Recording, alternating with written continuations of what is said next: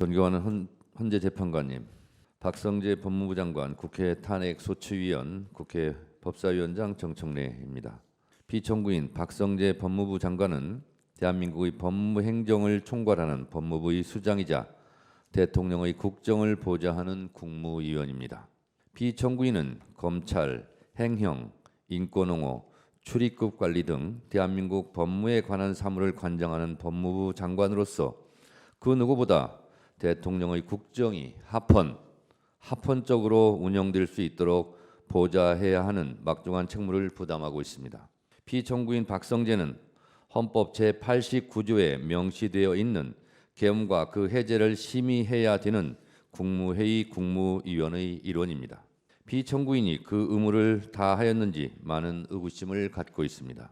피청구인은 지난해 12월 3일 대통령 윤석열이 비상계엄을 선포할 때 한덕수 국무총리보다도 먼저 김영현 국방부 장관, 이상민 행안부 장관과 함께 대통령 집무실에 모여 전국 비상계엄 선포에 관하여 논의하였음에도 내란 우두머리 피의자 대통령 윤석열의 위헌 위법한 전국 비상계엄에 대하여 목숨 걸고 적극적으로 반대하였다는 얘기는 지금까지 명확히 드러나지 않고 있습니다. 그 내란의 밤 대통령 윤석열이 선포한 전국 비상계엄이 헌법과 계엄법이 정한 전시사변 또는 이에 준하는 국가 비상사태에서 이루어진 것이 아님은 삼척동자도 다 아는 사실입니다. 12.3 내란 사태는 비상계엄의 전제 조건도 포고령도 국회와 중앙선관위를 침탈한 것도 정치인과 법관을 체포 구금하려 했다는 것도 모두 헌법과 법률을 위반한 내란 행위입니다. 내란 우두머리도 내란 중요 임무 종사자도 내란 부하 수행자도 모두 처벌의 대상입니다. 존경하는 재판관님, 우리나라의 법무행정의 최고 책임자인 피청구인이 대통령 윤석열의 비상계엄을 명확하게 강력하게 반대하지 않고 침묵 방조하거나 헌법 파괴 현장에서 단순히 우려 표명만 했다면 그것은 대통령의 국정을 보좌하는 국무위원으로서 그 책무를 다하지 못한 것을 넘어 우리나라 법무행정의 최고 책임자로서 헌법과 법률을 수호할 의지가 없다는 것을 명백히 보여준 것입니다. 저는 국회 법사위원장으로서 대통령 윤석열의 전국 비상계엄 선포 이후 열린 법사위에서 피청구인이 당시 국무위원 회의에서 어떤 의사표명을 했는지에 대해 묻는 질문에 알 듯 모를 듯 얼버무리는 것을 수차례 목도하였습니다. 심지어 2024년 12월 10일 열린 법사위에서 직접 당시 피청구인이 반대하였는지를 물었음에도 피청구인은 단지 여러 가지 의견, 우려를 전하는 이야기를 했다고 답변하였을 뿐입니다. 피청구인은 전국 비상계엄 선포 당일 저녁 10시 30분경 과천 정부종합청사에서 법무부 긴급회의를 하여 전국 비상계엄에 따른 법무부 차원의 후속 대책을 논의하였다는 의혹도 있었습니다. 이 자리에서 법무부 감찰관은 계엄 지시에 따를 수 없다며 사표를 내기도 했습니다. 여기에 대하여 피청구인은 비상계엄이 해제된 상태인 1월 4일 저녁 7시 30분에 김주현 민정수석, 이상민 행안부 장관, 이완규 법제처장과 함께 삼청동 대통령 안가에 모여 근 1시간가량 비밀회동을 하였습니다. 이 안가 모임에서 어떤 위험한 논의가 있었는지는 정확하게 알려지지 않고 있습니다만 많은 의혹으로 남아 있습니다. 이와 같이 피청구인이 대통령 윤석열 및 다른 국무위원 등과 함께 내란 행위에 연루되었다는 의혹은 국헌을 문란하게 할 목적으로 폭동을 일으킨 내란 행위에 중요한 임무에 종사하거나 부하 수행한 행위라 하지 않을 수 없고 헌법 제7조 제2항에서 규정하고 있는 공무원의 정치적 중립 의무를 위배한 행위라 하지 않을 수 없을 것입니다. 뿐만 아니라 피청구인은 법사위가 2024년 9월 25일 의결을 통해 검찰 특수활동비 사용 내역 관련 자료를 요구하였음에도 검찰의 특수활동비는 재판과 수사에 관한 정보로서 정보공개법 제9조 제1항 제4호에 따라 기밀누설주의에 관한 규정인 국정감사 및 조사에 관한 법률 제14조 제1항에 따라 비공개한다고 서면으로 답변하였습니다. 이는 국회 등에서 요구한 증언이나 서류 제출 요구에 대해서는 거부 불가 원칙을 규정한 국회 증언감정법을 명백히 어긴 것입니다. 국회에서의 증언감정 등에 관한 법률 제4조 공무상 비밀에 관한 증언, 서류 등의 제출 제1항은 국회로부터 공무원 또는 공무원이었던 사람이 증언의 요구를 받거나 국가기관이 서류 등의 제출을 요구받은 경우에 증언할 사실이나 제출할 서류 등의 내용이 직무상 비밀에 속한다는 이유로 증언이나 서류 등의 제출을 거부할 수 없다고 되어 있습니다. 또한 피청구인은 법사위가 2024년 7월 31일 장시호 서울구치소 출정 기록에 대한 자료 제출 요구도 거부하면서 2024년 8월 23일에 열린 법사위 회의에 출석해서는 헌법적 고려, 정보공개법, 개인정보보호법 등을 종합해서 제출 여부를 결정한다고 말하여 제가 그렇다면 국회법, 국회증언감정법이 위헌이냐라고 따져 묻기도 하였습니다. 법무부 장관이 현행 법률을 지키지 않으면서 그 이유를 헌법의 내재적 한계에 운운했다면 이것은 월권을 넘어 매우 비겁한 것입니다. 만일 현행 법률이 위헌이라고 생각하면 헌법재판을 통해 해소해야 할 일이지 살아있는 법률을 자의적인 판단에 의해 공공연하게 위반하고 심지어 법무부는 현행법인 국회증언감정법의 내재적 한계를 분석한 보고서를 2024년 10월경 각 의원실에 배포하기까지 하였습니다. 이러한 행위가 대한민국의 법무행정을 관장하는 법무부의 형태로 용납될 수 있겠습니까? 법무부의 유권해석이 국회 의결로 공표된 현행 법률보다 우위에 있다는 반헌법적, 반법률적 태도라 하지 않을 수 있겠습니까? 이런 상황에서 법무부 장관으로서 피청구인이 어떻게 국민들에게 법을 지키라고 할 수 있겠습니까? 이와 같은 피청구인의 행위는 헌법이 부여한 국회의 국정조사와 감사권을 무력화하고 국회의 행정부 견제 기능을 마비시켜 삼권 분립의 헌법 원칙을 심각하게 훼손하는 것이자 국회를 무시한 행위라 하지 않을 수 없습니다. 피청구인의 국회 무시 행위는 이에 그치지 않았습니다. 피청구인은 2024년 12월 7일 국회 본회의에 출석하여 소위 김건희 특검법 재의건에 대해 국무총리를 대신하여 설명하고 난 후 곧바로 국회 본회의장에서 퇴장하기까지 하였습니다. 이와 관련하여 우원식 국회의장으로부터 국회에서 해당 안건을 처리할 때 국무위원이 제자리에 있는 것이 원칙이고 국민을 대하는 태도라고 주의 경고도 받았습니다. 이는 국무위원의 국회 출석 및 답변 의무를 규정한 헌법 제62조 제2항 및 공무원의 성실 의무를 규정한 국가공무원법 제56조를 위반한 것이라 하지 않을 수 없습니다. 무신분립이란 말이 있습니다. 국민의 신뢰를 저버린 어느 정부도 어느 기관도 그 누구도 바로 설 수 없습니다. 피청구인이 대통령 윤석열의 내란 행위에 관여한 행위, 국회의 자료 제출 요구에 정당한 이유 없이 거부한 행위, 국회를 무시하고 본회의장에서 퇴장한 행위는 피청구인에게 헌법과 법률을 수호할 의지가 없음을 명백히 보여주는 것일 뿐만 아니라 국민의 신뢰를 저버린 행위로 그 법 위반 정도가 중대하다고 하지 않을 수 없습니다. 존경하는 헌법재판소 재판관님, 대한민국은 12.3 내란 사태 이후 전 국민이 불안과 공포, 혼란 속에 내란성 스트레스로 몸살을 앓고 있습니다. 국론은 분열되고 곳곳에서 헌법과 법률이 공격받고 있고 서부지법 폭동에 이어 헌법 수호의 최후의 보루인 이곳 헌법재판소마저 테러의 위험에 노출되어 있습니다. 나라가 위태롭습니다. 하루빨리 이 혼란을 끝내주시기 바랍니다. 대한민국 헌정 질서 유지를 위해 피청구인 박성재를 파면해 주시기 바랍니다. 현명한 판결을 기대합니다. 끝까지 경청해 주셔서 감사합니다. 피청구인 측에서 10분 범위 내에서 의견을 말씀해 주시기 바랍니다. 피청구인 박성재 법무부 장관의 대리인 위헌석 변호사입니다. 피청구인을 위하여 국회의 소추 의결에 대해 아래와 같이 답변하겠습니다. 우선 이 사건 탄핵소추 의결서 상의 탄핵소추는 졸속으로 이루어진 국회의 탄핵소추 의결 절차, 그리고 불특정, 불명확한 탄핵소추 사유 자체의 비합리성 등을 이유로 부적법 각하되어야 합니다.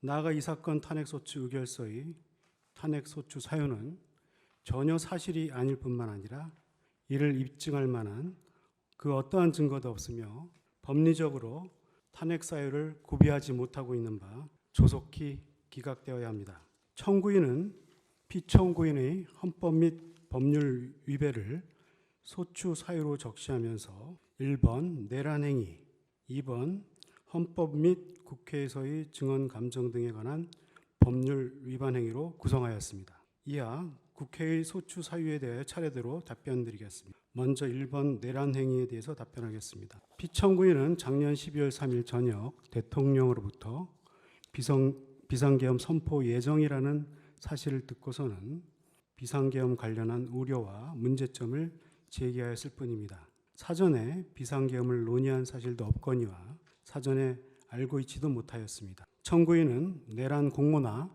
암묵적 동의 사실을 입증할 어떠한 증거도 제시하지 못하고 있습니다. 단지 청구인이 국회에서 본인과 대통령과의 대화 내용을 구체적으로 말하지 않았다는 내용만으로 암묵적 동의를 하였다고 주장하고 있을 뿐입니다.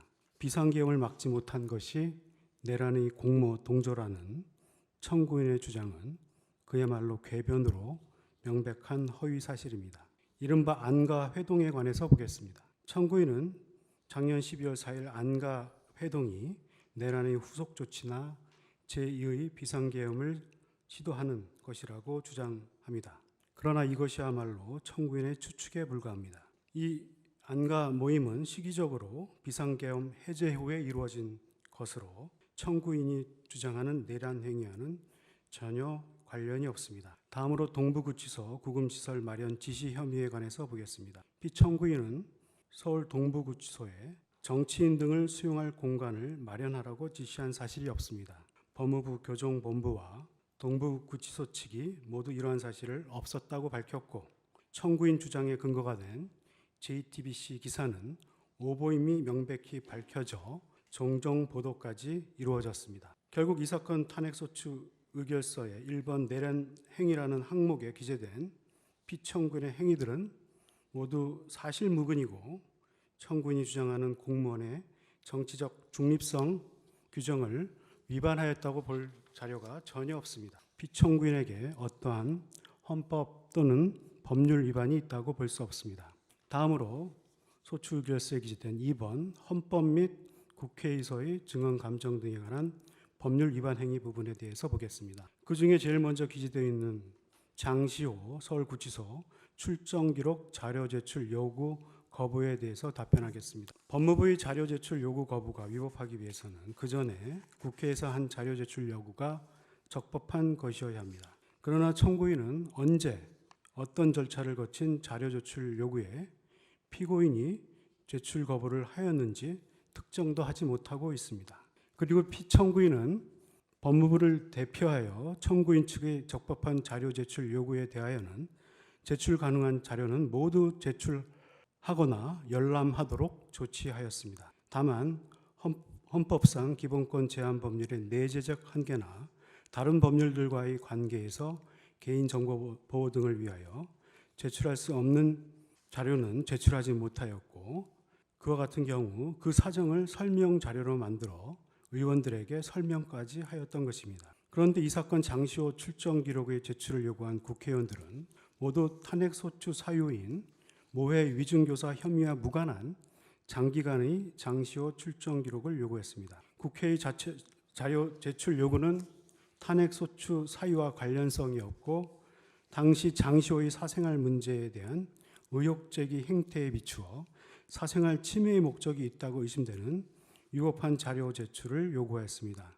이러한 자료 제출 요구에까지 피청구인의 자료 제출 의무가 있다고 볼 수 없습니다. 한편 국회에서의 증언 감정 등에 관한 법률에 규정된 자료 제출 의무도 헌법 제37조 2항에 따라 헌법상 기본권의 본질을 침해할 수 없다는 내재적 한계가 있습니다. 그 밖에 공공기관의 정보 공개에 관한 법률, 개인정보보호법 등에 의한 제한도 있을 수밖에 없습니다. 그래서 법무부는 공개될 경우 헌법상 보장되는 사생활의 비밀과 자유를 침해할 우려가 있는 부분을 제외하고 장시호 출정 기록을 모두 제출하였고 현장 검증 시에 국회에 열람 조치를 취하는 등 국회 측의 요구에 응하는 조치를 취하였습니다. 법무부가 자료 제출에 일부 응하지 못하는 경우는 이와 같은 정당한 사유가 있는 것이고 그 사유를 자료로 만들어 국회 측에 설명하였습니다. 이를 국회 증언감정법 위반이라고 볼 수 없습니다. 그리고 이와 같은 국회의 자료 제출 요구에 대한 법무부의 대응은 피청구인의 개인적인 의사에 의하여 자의적으로 결정된 것이 아니고 법무부 내부의 검토를 거쳐 이루어진 것입니다.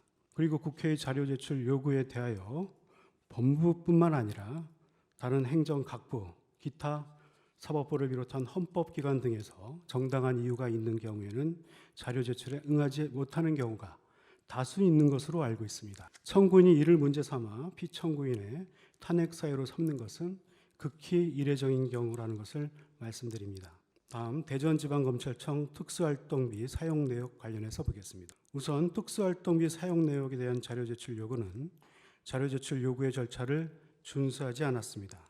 국회 증언감정법 제5조는 자료 제출 요구서를 늦어도 제출 요구일 7일 전에 송달되도록 규정하고 있습니다. 대전지방검찰청 특수활동비 사용 내역에 관한 자료 제출 요구서는 모두 2024년 9월 24일 요구서를 제출하면서 답변 기한을 3일 후인 9월 27일로 설정하여 절차를 지키지 않은 위법한 요구임이 명확합니다. 한편 특수활동비는 그 자체로 기밀성을 가지고 공개될 경우 수사 등에 관한 직무의 공정하고 효율적인 수행에 직접적이고 구체적으로 장애를 줄 정도의 개연성이 있습니다. 그럼에도 법무부는 특수활동비 사용 내역 자료도 법원 판결에 따라 공개하도록 할 내용은 전부 자료를 제출하였습니다. 이 사건 대전지방검찰청 특수활동비 사용 내역 제출 요구는 특수활동비의 10년간 내역을 집행자, 집행 내역, 상세 내역을 모두 첨부하여 제출하라고 요구한 것이고 이를 제출하는 경우 수사 업무의 장애 발생이 예상되었습니다. 법무부는 헌법상 권력 분립의 원칙 및 공정한 재판 및 수사권을 보호하기 위해 자료 제출을 거부했습니다.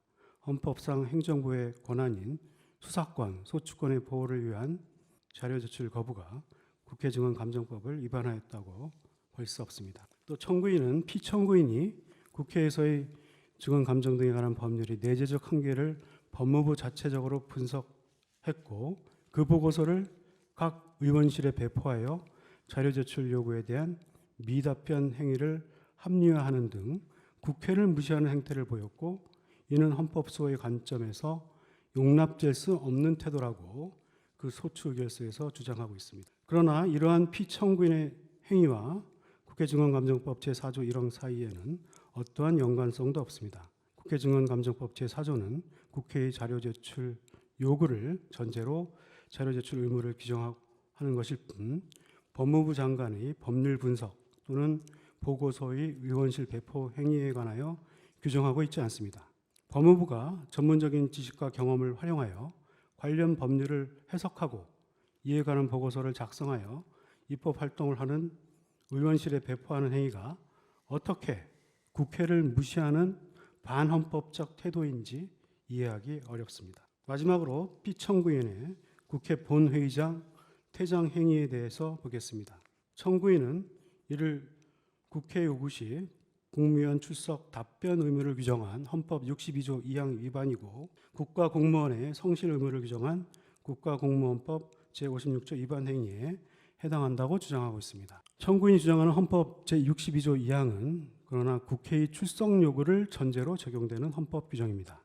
그러나 피청구인은 국회의 출석 요구가 아닌 법률의 제2 요구에 관한 설명을 위해 자발적으로 국회에 출석한 것이므로 헌법 제62조 2항은 적용되지 않습니다.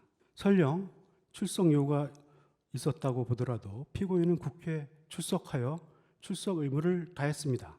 그리고 어떠한 질문도 받지 않은 사실이 없어 답변 의무 위반도 없습니다. 대법원은 공무원의 성실 의무가 최대한으로 공공의 이익을 도모하고 그 불이익을 방지하기 위하여 전 인격과 양심을 바쳐서 성실히 직무를 수행하여야 하는 것이라고 판시하였습니다. 즉 공무원의 성실 의무란 공공의 이익을 위해 존재하는 것입니다. 피청구인은 제2요구의 설명 과정 및 설명을 마친 이후에도 국회의원들로부터 말로 형용하기 어려운 야유와 모욕을 받았습니다. 일부 의원은 피청구인에게 다가와 삿대질을 하는 등 위협적인 행동을 하기도 했습니다. 이러한 상황에서 피청구인이 국회 본회의장을 떠난 것은 인격적 모욕과 위협으로부터 피난하기 위한 불가피한 행동이었습니다. 제2요구의 설명을 마친 국무위원이 표결 결과가 나오기 전까지 자리를 지켜야 한다는 법령은 존재하지 않습니다. 공무원도 국민의 한 사람으로서 인격권을 보호받아야 하며 공공의 이익과 무관한 개인적 모욕을 감내할 의무를 부담하지 않고 피청구인이 국회 본회의장에서 모욕을 감내해야 하는 일이 공공의 이익과 특별한 관련성이 있다고 볼 수도 없습니다. 결국 피청구인이 국회 본회의장을 벗어난 행위는 공무원의 성실 의무를 위반한 것이 아닙니다. 결론을 말씀드리겠습니다. 청구인은 탄핵소추권을 남용했습니다.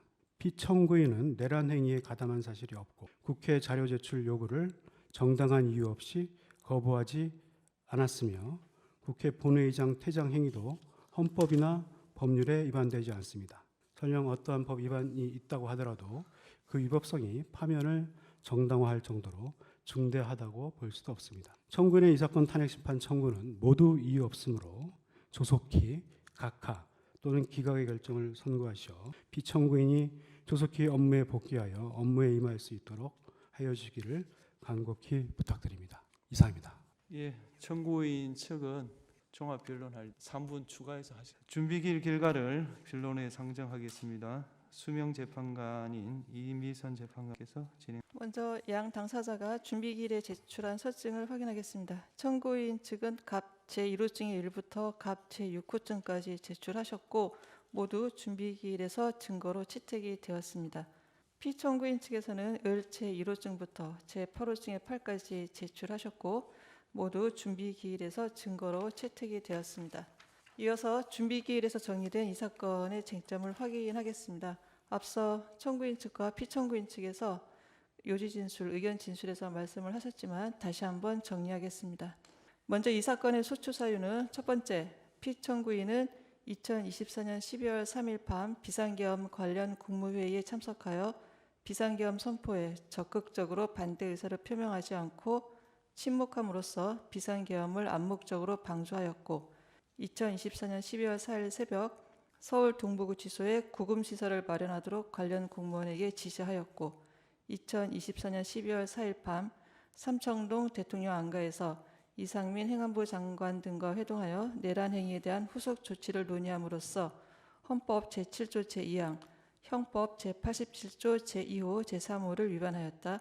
두 번째, 피청구인은 김영철 검사 탄핵소추안 조사와 관련한 국회 법사위에 2024년 7월 31일자 장시호 서울구치소 출정 기록 자료 제출 요구에 대해 2024년 8월 23일 법사위 전체 회의에서 그 제출을 거부하고 국정감사와 관련한 국회 법사위에 2024년 9월 25일자 최근 10년간 대전지방검찰청 특수활동비 내역 일체 자료 제출 요구에 대해 그 제출을 거부하고 제22대 국회 국정감사 기간 중 국회 자료 제출 요구권의 내재적 한계를 분석한 분석 보고서를 각 의원실에 배포함으로써 국회에서의 증언 감정 등에 관한 법률 제4조 제1항을 위반하였다.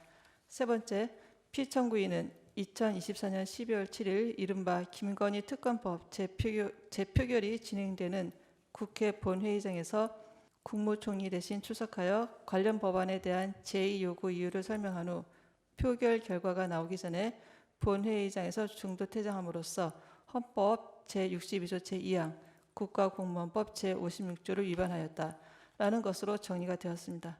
그리고 피청구인은 적법 요건과 관련하여 첫 번째, 탄핵소추 의결서에 기재된 탄핵소추 사유 가운데 삼청동 안가에서 회동한 행위, 서울 동부구치소에 구금시설 마련을 지시한 행위, 국회 자료 제출을 정당한 이유 없이 거부한 행위는 소추 사유가 특정되지 아니하였으므로 이 부분 심판 청구는 부적법하고 이 사건 탄핵소추가 피청구인의 직무를 정지시키기 위한 정치적 목적으로 이루어졌고 법사위의 조사와 국회 본회의에서의 질의 및 토론 절차도 생략되는 등 제대로 된 조사 절차 없이 이루어져 탄핵소추권을 남용한 것이므로 이 사건 심판 청구는 부적법하다라고 주장을 하였습니다.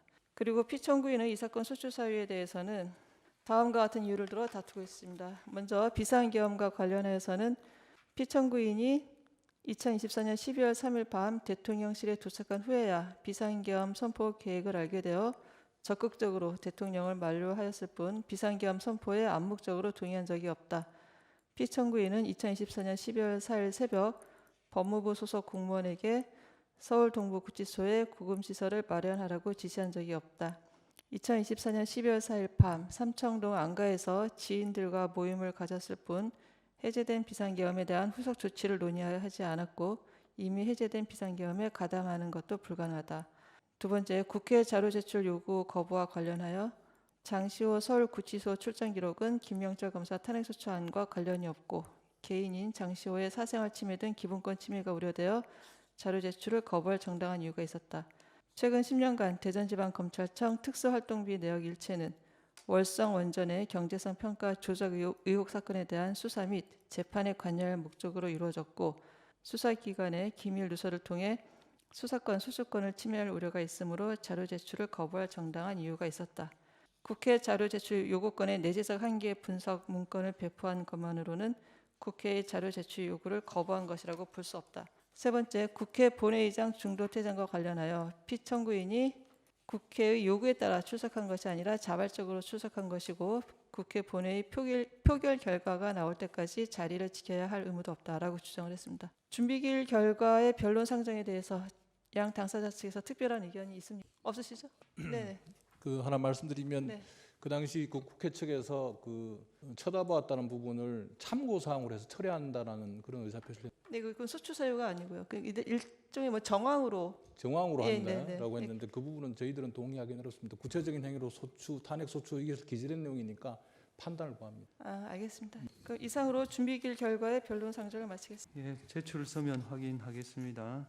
청구인 측에서 12월 12일 탄핵 심판 청구서, 1월 20일 준비 서면, 2월 19일 인정 등본 송부 촉탁 신청서, 2월 20일 정정 신청서, 2월 20일 검찰 사실조회 신청서, 2월 28일 변론기일 재지정 신청에 관한 의견서, 3월 4일 준비 서면, 3월 5일 인정 등본 송부 촉탁, 3월 12일 변론 요지서, 3월 17일 답변서 이렇게 제출했고 필요한 것은 진술하고 그다음 피청구인 측에서 12월 23일 답변서, 1월 2일 절차 진행에 관한 의견서, 1월 14일 의견서, 1월 21일 변론기일 지정 신청서 및 의견서, 2월 3일 공정하고 신속한 절차 진행 촉구, 2월 17일 의견서, 2월 19일 준비서면, 2월 24일 의견서, 2월 25일 변론기일 재지정 신청서, 3월 11일 답변서, 3월 11일 절차 진행에 관한 의견서 제출하셨고 필요한 부분 진술하는 것 맞습니다. 증거에 관해서 보겠습니다. 재판부에서 몇 가지 질문. 예, 먼저 그 청구인 측에 질문을 하겠습니다. 그 소추 사유 중에 장시호 출정 기록 제출 거부와 관련해서 지금 청구인 주장을 보면 법무부가 보존기간 3년이 도과되어 문서가 존재하지 않는다는 이유로 제출을 거부했다라고 주장을 하고 있습니다. 예. 네, 근데 이후 서울구치소가 민사소송 재판부에 3년이 경과한 장시호 출정 기록을 제출한 사실이 드러났기 때문에 보존기간 3년이 도과되어 문서가 존재하지 않는다는 법무부 해명은 거짓이다라는 취지로 주장을 하고 계시죠. 그런데 그 법무부가 2024년 8월 9일 제출한 법사위 의결 요구 자료 답변서 갑 제4호증에입니다. 여기 내용을 보면 구체적인 출정 시각과 환소 시각에 대해서는 개인정보 또는 사생활을 이유로 제출을 거부하고 있고요.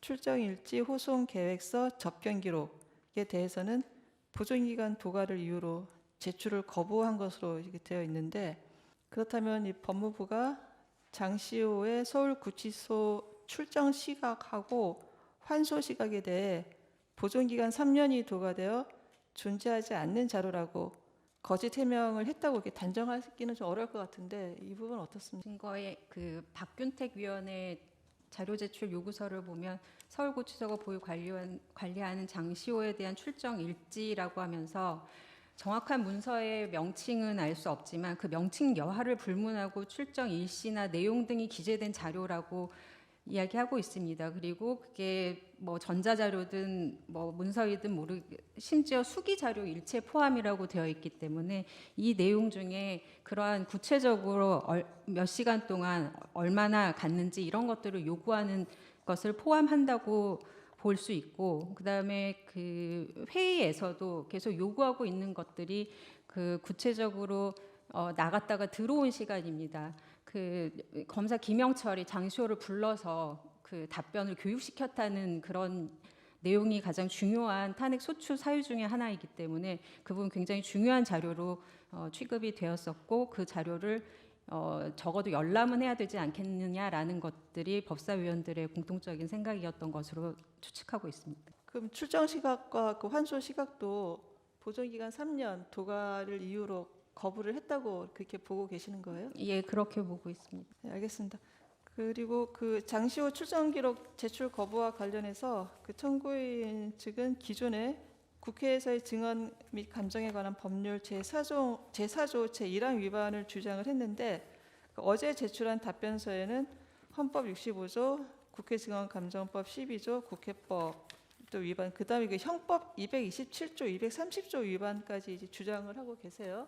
예. 다른 부분들은 그 동일한 사실관계에 대한 법적 평가의 문제로 볼 여지가 있는데 그 형법 227조, 230조 위반 문제는 조금 성격을 좀 달리하는 문제로 보입니다. 먼저 형법 227조 허위 공문서 작성 등에 대해서 보면 지금 그 장시호의 출정 기록을 보관하고 있음에도 불구하고 3년의 보존 기간이 도과하여 보관하지 않고 있다는 허위 내용의 답변서, 그 갑제 사호증에 그 허위 내용의 답변서를 작성하였다라는 주장이 지금 형법 227조 위반이라는 거죠. 예, 그렇습니다. 그러면은 이 종전 그 소추 의결서도 그렇고 종전에는 그 자료 제출 거부만 그 주장을 하고 계셨던 것 같은데 그러면은 허위 공문서 작성도 새롭게 주장을 하시는 건지.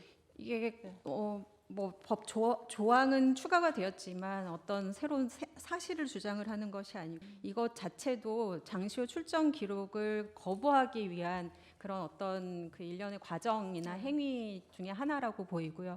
그러니까 많은 그 기관들이 종종 쓰는 수법이기도 합니다. 자료가 없다. 뭐 그렇게 거짓말을 하다가 나중에 발견이 되고 이런 것들입니다. 그렇기 때문에 그냥 허위 공문서 작성의 점을 이야기를 하는 것이고 업무방해 역시 그 법사위원들이 가서 현장 검증을 한 것 자체를 방해한 것이다라고 그런 취지에서 이야기. 그러면 허위 공문서 작성 행위하고 업무방해 행위를 그 탄핵 사유로 주장하는 건 아니고 자료 제출 거부에 대한 그 정황 설명 정도로 이해를 하면 되겠습니까? 예, 거부 행위가 있고 그 거부 행위를 구성하는 구체적인 행위를 세 가지라고 말씀을 드릴 수 있습니다. 답변서 제출한 것, 거부 답변서 제출한 것과 그다음에 현장 검증에서 거짓말을 한 것, 그다음에 8월 23일 법사위 전체 회의에서 또 거부하는 그런 어떤 사유를 대면서 이야기를 한 것, 이렇게 세 가지의 행위가 구체적으로 일련의 행위다라고 말씀을 드리는 겁니다. 그럼 8월 9일자인가요? 지금 법무부에서 제출한 그 예, 답변서를 제출함으로써 자료 제출을 거부를 했는데 네. 그 답변서가 허위 공문서였다. 예, 그 중에 예, 답변 자체가 예, 거부를 하는 이유 자체가 허위다라는 말씀입니다. 자료 제출 거부의 소추 사유에 대한 어떤 그 양태, 정황 설명 정도로 이해를 하면 되는 거죠? 예, 그렇게 하면 되는 거죠? 네. 네, 알겠습니다. 지금 그 청구인 측은 그 어제 답변서에서 법사위 위원들이 2024년 8월 19일 서울구치소에 대한 현장 검증을 실시하여 장시호 출정 기록을 열람했지만 촬영이나 복사는 허용되지 않았다고 이렇게 답변을 하셨는데요. 그 당시 그 어느 범위 자료까지 열람을 했습니까? 그걸 이제 가신 분한테 정확히 확인을 해야 되는 것인데 네, 저희도 지금 의구심을 갖고 있는 것 중에 하나가 이렇게 법사위원들이 청문회 한다고 하면서 의결까지 해서 자료 제출을 하라. 근데 자료 제출 안 하고 찾아가기까지 했는데 보여주지 않고 겨우 보여준 것을 그냥 수기로 몇 개 작성해가지고 나올 수 있도록 만든 그런 기록을 어떻게 지금 직무가 정지되어 있는 피청구인은 성명 명령을 내리자마자 당일날 그 기록을 첨부해서 제출을 했는지 굉장히 큰 의심을 가지고 있고요. 의구심을 가지고 있고요. 저희는 지금 법사위원들께, 그러니까 지금 시간이 너무 부족해서 일일이 확인할 수가 없고, 그리고 지금 법사위원들도 교체가 되신 분들도 계시거든요. 그렇기 때문에 시간을 조금 더 주시면 정말 그 의원들 진짜 열람하신 분이 수기로 무엇을 작성했는지까지 취재는 가능할 수 있을 것 같습니다. 그 피청구인이 3월 11일자 답변서에 현장 검증 당시 열람한 자료들 내역을 첨부를 했는데 그거 없었죠? 네, 그러니까 피청구인이, 그 답변서를 네. 말씀드리는 네. 겁니다. 예, 그 내역처럼 자료를 열람한 것은 그거를 알 수가 없습니다. 확인을 아직 왜냐하면 못했어요? 지금 구체적으로 열람하신 분께 또 여쭤보기는 해야 될 것 같은데 의원들은 기억이 날까 싶습니다. 눈으로만 보여주고 그러면은 그렇기 때문에 장시호의 서울구치소 출정 시각하고 기소 시각은 열람했습니까? 그거는 하지 않았던 것으로 알고 있고 그렇기 때문에 그 기록이 법원에 제출된 것이 나중에 언론이나 그 법원 제출한 공문이 세상에 드러나면서 이런 기록이 있는데 법사위 위원들한테는 없다라고 이야기하고 열람을 시켜주지 않았던 그것이 문제가 된 것이 8월 23일의 상황이라고 알고 있습니다. 8월 19일 서울구치소 현장 검증 때 그 출정 시각하고 기속 시각은 열람했습니까? 그것은 아니고 네. 제가 이해한 바로는 그 검사실에서 부른 시각, 그러니까 언제 나와라라는 정도의 그런 시각 정도는 확인을 했던 것으로는 알고 있어요. 그렇지만 구체적으로 몇 시에 나가고 몇 시에 들어왔는지를 보고 싶다라는 그런 것에 대해서는 전혀 제공을 하지 않았고 그렇기 때문에 현장 검증을 마치고 밖에 나와서 법사위원들이 기자회견까지 했던 것으로 알고 그러면요, 있습니다. 그 대리인께서는 그 피청구인이 3월 10일자 답변서에 그 첨부한 내역 있지 않습니까? 그 내역대로 그 당시 법사위 위원들이 현장 검증에서 자료를 열람했는지 여부를 확인을 좀 해주시기 위해서 알겠습니다. 서면으로 제출을 해주십시오. 네, 알겠습니다. 그러면은 그 장시호 서울구치소 출정 기록과 관련해서 지금 법무부가 8월 9일에 제출한 답변서 갑 제4호증에 의하고 그리고 8월 19일 현장 검증 가서 확인한 자료 외에 법무부가 추가로 제출한 자료는 없는 건가요? 제출이 아니고 그냥 눈으로 보여준 아니, 그 8월 것인데 19일 그 열람한 거 말고. 없는 것으로 없습니까? 알고 있습니다. 그리고 법사위는 2016년 11월부터 2018년 11월까지의 장시호 출정 기록 자료의 제출을 요구를 했습니다. 김영철 검사의 탄핵소추 사건 조사와 관련해서 3년이라는 장기간에 걸쳐 출정 기록을 확인할 필요가 있었는지, 그 위 기간의 그 3년 기간의 출정 기록과 탄핵소추 사건 조사와의 관련성이 있는지 여기에 대해서 설명을 좀 해주세요. 자료 요구를 이제 여러 4명의 의원들이 했던 것으로 알고 있고 2016년 11월 21일부터 8년 11월 15일까지 개별로 또 길게 만약 한 것 그 이유를 물어보신다고 하면 그 자료를 요구한 위원 그렇지만 지금 이 기간 자체가 이재용 심판이나 그 재판 기간이었기 때문에 그런 기간을 특정을 해가지고 구체적으로 나가서 교육을 진짜로 받고 그걸 위증을 만들었는지 그것을 확인해 보고자. 그 김영철 검사 탄핵소추 사유 중에 모해 위증 교사 일시가 2007년 모해 위증 교 특정된 날짜가 2017년 1월 16일 아닙니까? 아니, 그 재판부가 궁금한 거는 그 모해 위증 교사 그 시점 전후로 그 출정 기록을 요구하는 게 아니라 지금 3년이라는 장기간에 걸쳐서 출정 기록에 자료한 것이 이 탄핵소추 조사와 어떤 관련이 있는지 그게 궁금해서 질문. 지금 바로 답변이 곤란하시면 나중에 서면으로 제출해 주십시오. 답변 드릴 텐데요. 네. 지금 모해 위증 사건과 관련해서 네, 이제 네. 추정 기록을 저희가 위증 교사 1일 전후로 해서 3년 동안에 달라고 하는 것이 이 소추 사유와 관련한 관련성이 없는 김영철 검찰의 탄핵소추 사건과 관련성이 없는 거 아니냐는 질문으로 저희는 네. 듣고 있는데 네, 네. 관련해서는 추후 서면으로 하겠지만 모해 위증을 검찰이 피고인한테 한다라고 하는 것은 긴밀한 친밀 관계가 유지돼야 되는 전제하에서 위험성을 안고 하는 것이기 때문에 그간의 출정 기록 전부에 대해서 네. 확인할 필요가 있었을 것으로 추단하고 있습니다. 그 부분에 대해서는 향후 다시 네, 그렇습니다. 서면으로 의견을 제출하도록. 모해 위증 교사 일씨는 2017년 12월 6일로 그 김영철 검사하고 그 장시호의 어떤 그 친밀한 관계를 좀 입증하기 위해서 그 필요한 자료다. 예, 이런 필요한 얘기인 자료로 거죠? 저희들은 생각하고 있고요. 다만 당시에 네. 그 출정 기록을 요구했던 의원실에 직접적으로 저희가 확인하지 않았기 때문에 네네. 제가 추단한 정도만 말씀을 그러시죠. 드리고 예. 확인해서 말씀을 드리도록 예, 하겠습니다. 나는 서면으로 제출해 주십시오. 네. 그 청구인은 그 어제 답변서에서 2024년 8월 19일 현장 검증 당시 서울구치소 측이 3년이 지나 기록이 삭제되었다는 취지의 허위 발언을 한 것도 피청구인의 자료 제출 거부로 봐야 한다라는 취지의 이제 주장을 하고 있습니다. 맞습니까? 맞습니다. 그렇다면 그 서울구치소의 자료 제출 거부나 이와 같은 발언을 피청구인의 행위로 봐야 하는 근거는 무엇입니까? 금비 서면에도 추처리를 해서 한번 적어드린 것 같은데 법사위 회의에서 그런 그 정황이나 이런 것들이 의원의 말로 나왔습니다. 그러니까 서울구치소는 법무부에 관련 자료를 제공을 했고 이것을 국회에 제출을 하느냐 마느냐를 두고 상의를 했다라는 겁니다. 근데 그것이 불발이 된 이유는 당연히 법무부에서 이 자료를 제출하라 마라 이런 이야기가 있었을 것으로 생각이 드는. 그러니까 서울구치소가 독단적으로 국회에 그런 자료 제출 요구에 대해서 이렇게까지 거부를 할 수는 없습니다. 예, 너무 단정적으로 말씀드렸는데 그렇게 생각합니다. 네. 그리고 그 소추 사유 중에 검찰 특수활동비 자료 제출 거부와 관련해서 보면 그 김용민 의원이 요구한 자료의 제출 거부 행위, 김승원 의원이 요구한 자료 제출 거부 행위, 박지원 의원이 요구한 자료 제출 거부 행위 이게 모두 다 소추 사유로 주장을 하시는 거죠? 예, 그리고 네. 저희가 지금 일단 4건을 제출을 했는데 더 있을 것으로도 조금 되는 부분이 있습니다. 근데 궁금한 거는 네, 이 검찰 특수활동비 사용 내역 제출 요구가 법사위 위원장 명의로 한 것입니까? 아니면 그 법사위 소속 위원들이 개별적으로 한? 예, 이게 국회 자료 제출 요구를 하는 그런 어떤 방식이나 이런 것들이 네. 굉장히 좀 복잡해서 이제 생길 수 있는 문제라고 생각이 드는데요. 일단은 지금 장시호 건 같은 경우는 갑 4-1호증을 보면 그게 이제 제출 공문입니다.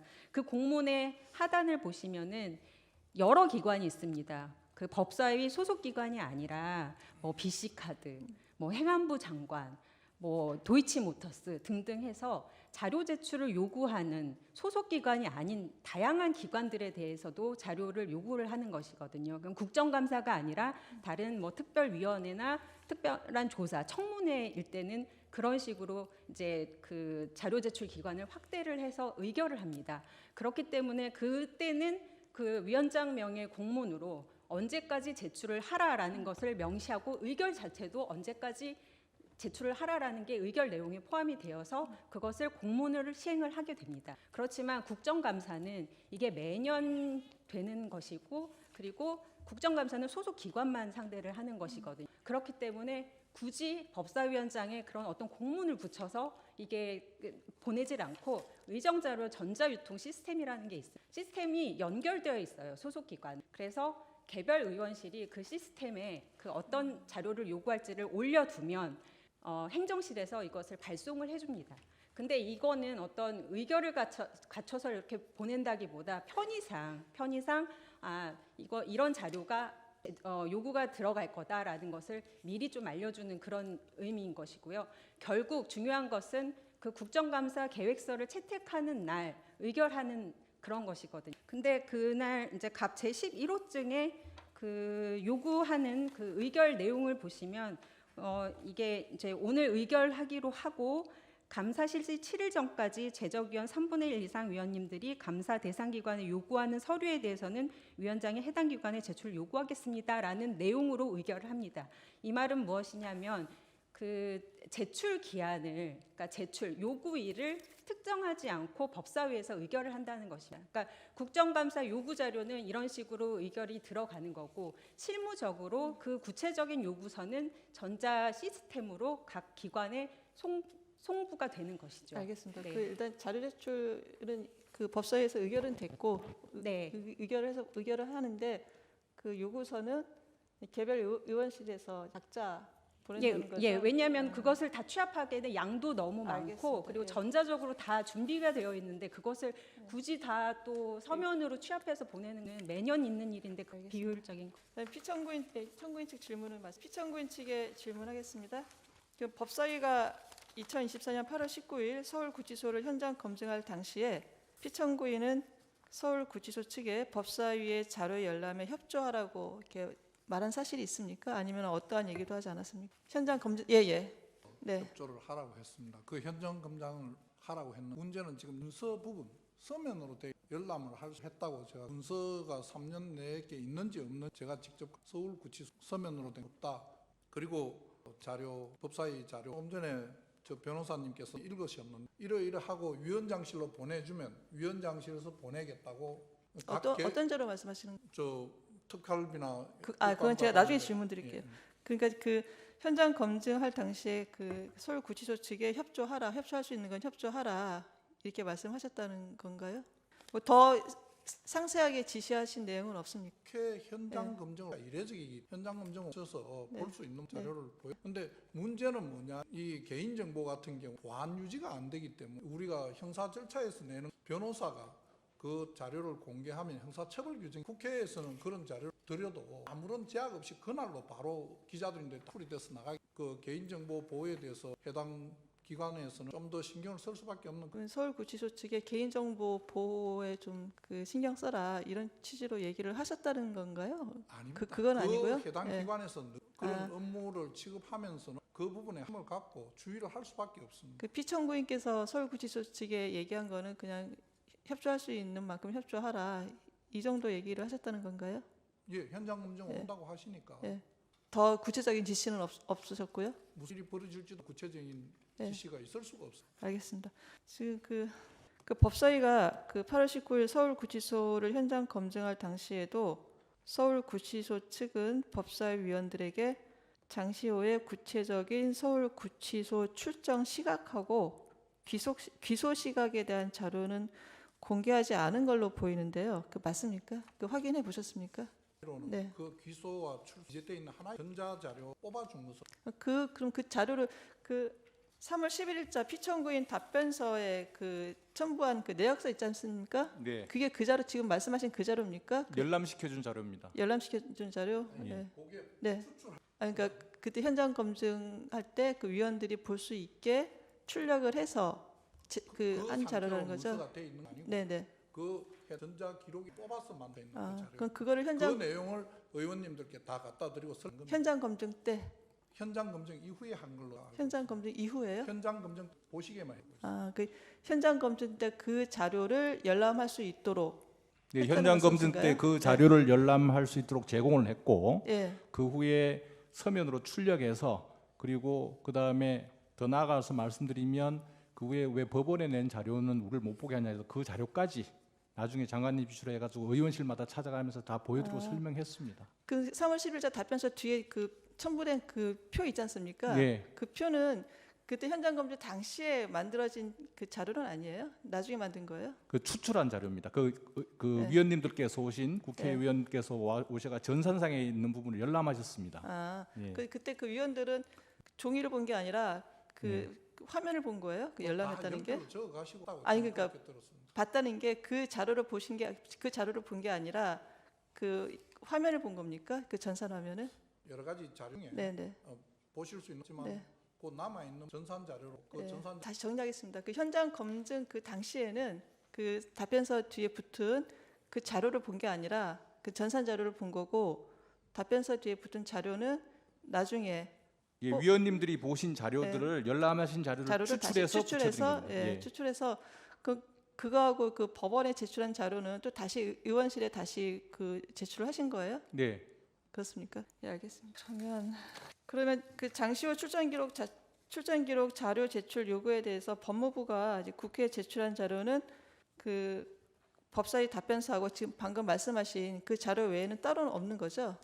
예, 그 제출한 자료는 따로 없는 거죠? 지금 말씀하신 그 자료 아니, 외에는? 그 부분은 저 재판관 그 네네. 부분은 지금 국회 측에서 네. 의원들한테 의원들한테 확인해서 소추 전에 확인해 보면 이러이러한 자료를 처음에는 아니다가 나중에 이런 그 관련된 자료를 다 받았다고 확인될 겁니다. 그리고 담당자들이 가서 아니, 설명까지 제가 다 이제 해드렸습니다. 피청구인한테 질문을 드리는 겁니다. 이제 예, 법무부에서 그러니까 따로 제출한 자료가 있는지. 따로 그 네. 후에 개인 그 법원에 제출된 네. 자료들을 네네. 개별 위원님들께 요구한부 네. 다 드렸습니다. 그러니까 지금 그 갑사호 중에 이 그 답변서하고 지금 3월 10일자 답변서에 붙은 그 표, 그 내역하고 그다음에 법원에 제출한 자료 이 정도 제출을 했다는 거죠? 네, 그렇습니다. 예, 알겠습니다. 예, 이상입니다. 예, 증거에 관해서 보겠습니다. 청구인 측에 사실조회 신청 2월 20일자 했고 재판부가 채택해서 2월 27일 회신이 도착했. 그다음에 인정등본 송부 촉탁에 대해서 2월 19일 검찰청 비상계엄 특수본에 인정등본 송부 촉탁을 신청했고 재판부가 채택해서 2월 27일 도착을 했습니다. 2025년 3월 5일 서울중앙지방검찰청에 대해 인정등본 송부 촉탁 신청을 했고 재판부가 채택해서 3월 10일 도착했습니다. 특별한 내용이 관련인과 상관없는 수사 기록이기 때문에 자료를 제출할 수 없다라는 내용입니다. 그런 내용이죠. 청구인 측에서 3월 4일 갑제 7호증부터 15호증까지 제출하셨고 그 다음에 3월 12일 16호증부터 24호증까지 그 다음에 어제 25호증 1부터 32호증까지 그렇게 제출하셨. 피청구인 측에서 증거 인부할 수. 네, 증거로 하면 다 동의합니다. 그다음에 그러면 모두 증거로 채택하겠습니다. 그다음에 피청구인 측은 개인별 출정 이력, 그다음에 2017년 12월 6일자 입소 정보 보고 이걸 답변서에 첨부해서 제출. 서정으로 정리하면 어떨까요? 네, 그렇게 해주시면 감사하겠습니다. 을 9호증은 개인별 출정 이력, 을 10은 2017년 12월 6일 입소 정보 보고. 청구인 측 증거 인부. 네, 동의는 하는데 입증 취지는 아주 불분명한 부분이 있어서 이게 신빙성에 대한 부분이 있어서 그건 추후 네, 알겠습니다. 의견을 제출하도록 하겠습니다. 증거로 채택하겠습니다. 증거 조사를 하겠습니다. 양 당사자 측에서 갑제 1호증 1부터 32까지 그다음에 을제부터 10까지 다 열람한 것으로 보입니다. 양해해 주신다면 열람으로 증거 조사를 대체하려고 합니다. 의견이 어떻습니까? 예, 그러면 열람한 것으로 증거 조사를 대체하게. 그 다음에 증거 정리는 이것으로 마치고 추가로 신청할 증거가 있습니까?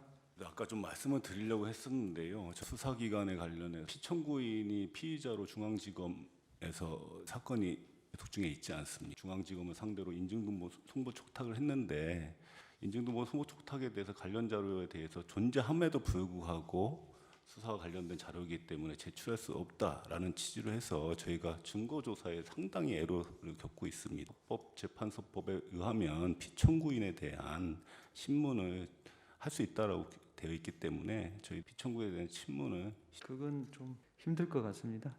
다른 증거 신청할 건 없으시고요.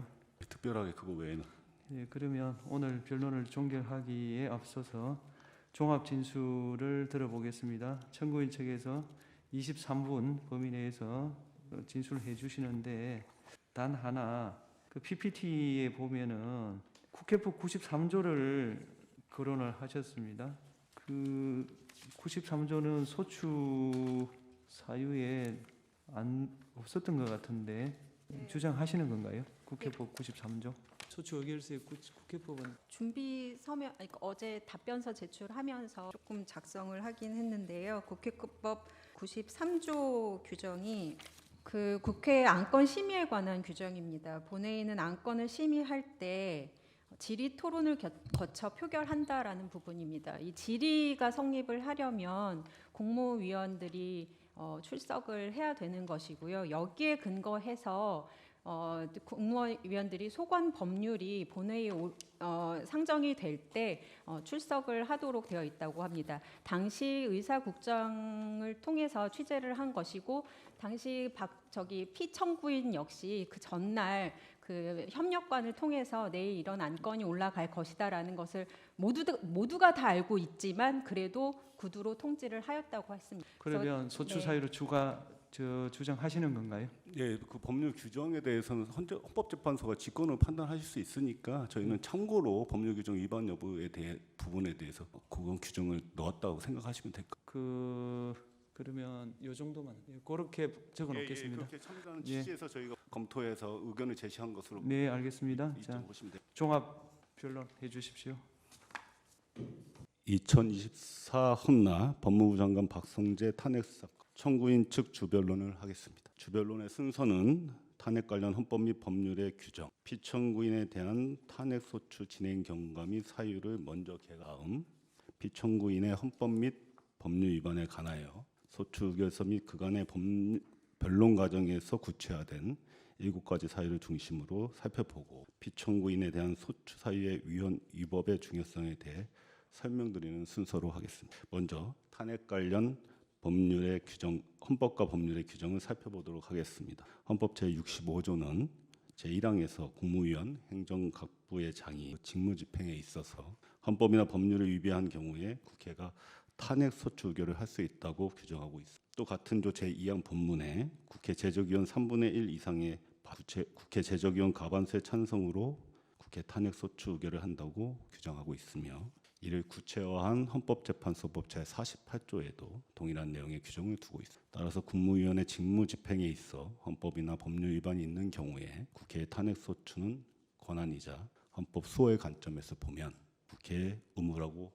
이 사건 피청구인에 대한 탄핵 소추 경과를 간략히 살펴보도록 하겠습니다. 2024년 12월 10일 국회 제적위원 3분의 1이 넘는 70명의 국회의원이 피청구인에 대한 탄핵 소추안을 발의하였으며 본회의에 보고가 되었습니다. 이틀 후인 12일 제적위원 중 과반수를 훨씬 넘는 195명이 찬성 가결하여 의결. 이렇듯 이 사건 탄핵 소추 의결은 헌법과 법률이 정한 절차를 주케해서 적법하게 의결하여. 다음으로 피청구인에 대한 탄핵 소추 사유를 간략히 살펴보도록 합니다. 편의상 탄핵 소추 사유를 가담행위, 국회 무력화 행위로 준별하였고 내란죄 가담 행위는 내란 국무회의에 참여하여 반대 의사나 다른 의견을 표명하지 않고 침묵으로 일관함으로써 비상개혁에 동조한 행위. 2024년 12월 4일 공안시 공공분경 서울 동부구치소에 구금시설을 마련하도록 교정본부장 신용회에게 지시하 내란의 중요한 실행위를 분담. 2024년 12월 4일 밤 서울 삼청동 대통령 안전가옥에서 행안부 장관, 법제처장 등과 비밀회동하여 회동 참석자들과 내란 행위에 대한 후속 조치를 논의한 행위. 국회 무력화 행위와 관련해서는 법사위가 2024년 9월 25일 의결한 검찰 특수활동비 관련 자료 요구를 정당한 이유 없이 거부하여 국회 국정감사를 방해한. 또 법사위가 2024년 7월 31일 의결한 장시호 출정기록 관련 정당한 이유 없이 거부하여 국회 검사 김영철에 대한 탄핵 소추 사건의 조사를 2024년 국정감사 기간 중 자료 제출 거부를 합리화하는 국회 자료 제출 요구 관련 보고에 포함으로써 국회 입법권을 부정한. 2024년 10월 7일 김건희 특검법 재표결 이 진행되는 국회 본회의 안건 심의를 방해한. 내란죄의 가담 행위는 헌법 81조에 규정된 종사 또는 부하 수행에 해당. 법 7조 제2항 공무원의 정치적 중립 의무를 위배한 것. 국정감사 자료 제출 거부 행위는 국회 증감법 제4조 제1항 및 제12조 제1항, 국회법 제128조 제5항, 헌법 제61조, 국감국조법 제10조를 위반한 것이고 탄핵조사 자료 제출 요구를 거부한 행위는 중간법 제4조 제1항, 2조 제1항, 제227조 제203, 국회법 제18조 제5항, 헌법 제5조. 그리고 자체 보고서 작성 및 배포 행위는 국회 4조 1항, 정부조직법 제30, 행정기본법 제40조, 본회의에서 중도 퇴장한 행위는 제56조, 국회법 제93조, 헌법 제62조 제2. 다음으로 구체적인 탄핵 소추 사유에 대해서 내란 국무회의에 참여하여 반대 의사나 다른 의사 표시 없이 침묵한 행위에 대해서는 국회 법사위 본회의에서의 피청구인의 각판 확인할 수 있습니다. 우리 우선 계엄 선포 이틀 후에 피청구인은 법무부 대변인을 통해 국무회의에 참석 여부나 항고하도록. 12월 6일 개최된 법사위에서는 장경태 의원이 선포에 대한 반대 여부나 찬성 여부에 대한 질문에 여러 가지 이야기를 다 답을 했고, 또 12월 9일에 열린 법사위 회의에서도 전현희 법무부 장관은 당시 어떤 의견을 냈습니까? 다른 의원들과 같이 여러 가지 우려 섞인 이야기를 많이 하였다. 11일 열린 법사위에서도 정청래 위원장이 내란 국무회의에 반대하였습니까? 직접적인 질문하였습니다. 같이 여러 가지를 전하고 대답했을 뿐입니다. 심지어 그날 열린 본회의에서는 이소영 의원이 내란 국무회의 시 반대한 국무위원들에게 거수를 요구하였으나 의원은 손을 들지 않았다. 이렇듯 피청구인의 국회 법사위 본회의에서의 초기 발언 및 행태를 보면 대통령의 최고 법무참모인 피청구인이 내란 국무회의에서 반대 의사를 표명하지 않고 침묵 등 우국적 태도로인 사실을 충분히 확인할 수 있습니다. 두 번째, 동부구치소의 구금시설 마련 지시에 대해서는 2024년 12월 24일 열린 법사위에서 교정본부장 신용회가 이성윤 의원의 질의에 12월 4일 공안시 공구분서부터 19분 내에 취소 교도소 소장과 영상회의를 하여 소장들에게 교정시설의 수용 여력을 확인하라는 지시를 하였다고. 피청구인이 내란 국무회의 한덕수 국무총리보다 먼저 김용현 국방부장, 이상민 행안부 장관과 8시 30분 이전에 대통령 집무실에 도착한 사실. 앞서 본 바와 같이 이 자리에서 피청구인이 뚜렷한 반대 의사를 표명하지 않고 그 후 10시 30분경 가천종합청사에서 법무부 긴급간부회의를 소집하여 뉴욕 법무부 감사관은 당시 회의장에서 출입국 관련 논의를 하추어 보면 대통령 윤석열 지시에 따라 피청구인이 법무부 긴급간부회의에서 전국 수감시설의 수용 여력 확인을 지시받은 신용회가 새벽에 긴급하게 전국 화상회의를 열어 수용 여력을 확인하라고 지시했다. 다음으로 대통령 안가 비밀 회동 시 후속 조치 논의와 관련해서는 계엄 선포 다음 날인 2024년 12월 4일 오후 7시 30분에서 30분 김주현 대통령 민정수석이 대통령 삼청동 안가를 예약하고 위 김주현, 이상민 행안부 장관, 이완규 법제처장과 피청구인 4인이 비밀회동을 확인되었습니다. 피청구인은 법사위에 출석하여 비밀회동한 이유가 예전부터 잡혔던 모임으로 친분있는 지인들과 특별한 이유 없이 환담을 하였던 자리였다고. 비밀회동 날짜 비상계엄 선포 다음 날 전국이 극도로 혼란한 시점에 경찰을 지휘감독하는 행안부 장관과 검찰을 지휘감독하는 법무부 장관, 피청구인을 비롯한 민정수석과 법제처장이 이와 같은 민감한 시기에 대통령의 안가에 모여 비밀하면서 환담을 나눴다는 피청구의 변명. 당시 상황 및 비밀회동에 모인 인사들의 면면을 보면 피청구인을 비롯한 회동 참석자들 비상계엄 선포 및 해제에 따른 법률적인 후속 조치 등에 추단할 수 있다고. 다음부터는 법무부 1+의 배수진 변호사 설명드리도록. 탄핵 소추 사유 가운데 국회 무력화 행위에 대해 말씀. 4가지 중 먼저 국정감사 자료 제출 거부입니다. 법사위는 2024년 9월 25일에 국정감사 자료 요구의 건을 의결하였습니다. 요구 자료 중 하나가 검찰 특수활동비 관련 자료입니다. 그런데 법무부는 10월 8일자 답변서로 뚜렷한 법적 근거 없이 수사, 정보 등 업무 수행을 현저하게 곤란하게 할 우려, 국감국조법, 정보공개법의 취지 등을 이유로 자료 제출을 거부하였습니다. 국회에서의 증언 감정 등에 관한 법률 제4조 제1항의 국가기관 서류 제출 거부 불가 원칙에 정면으로 반하는 답변입니다.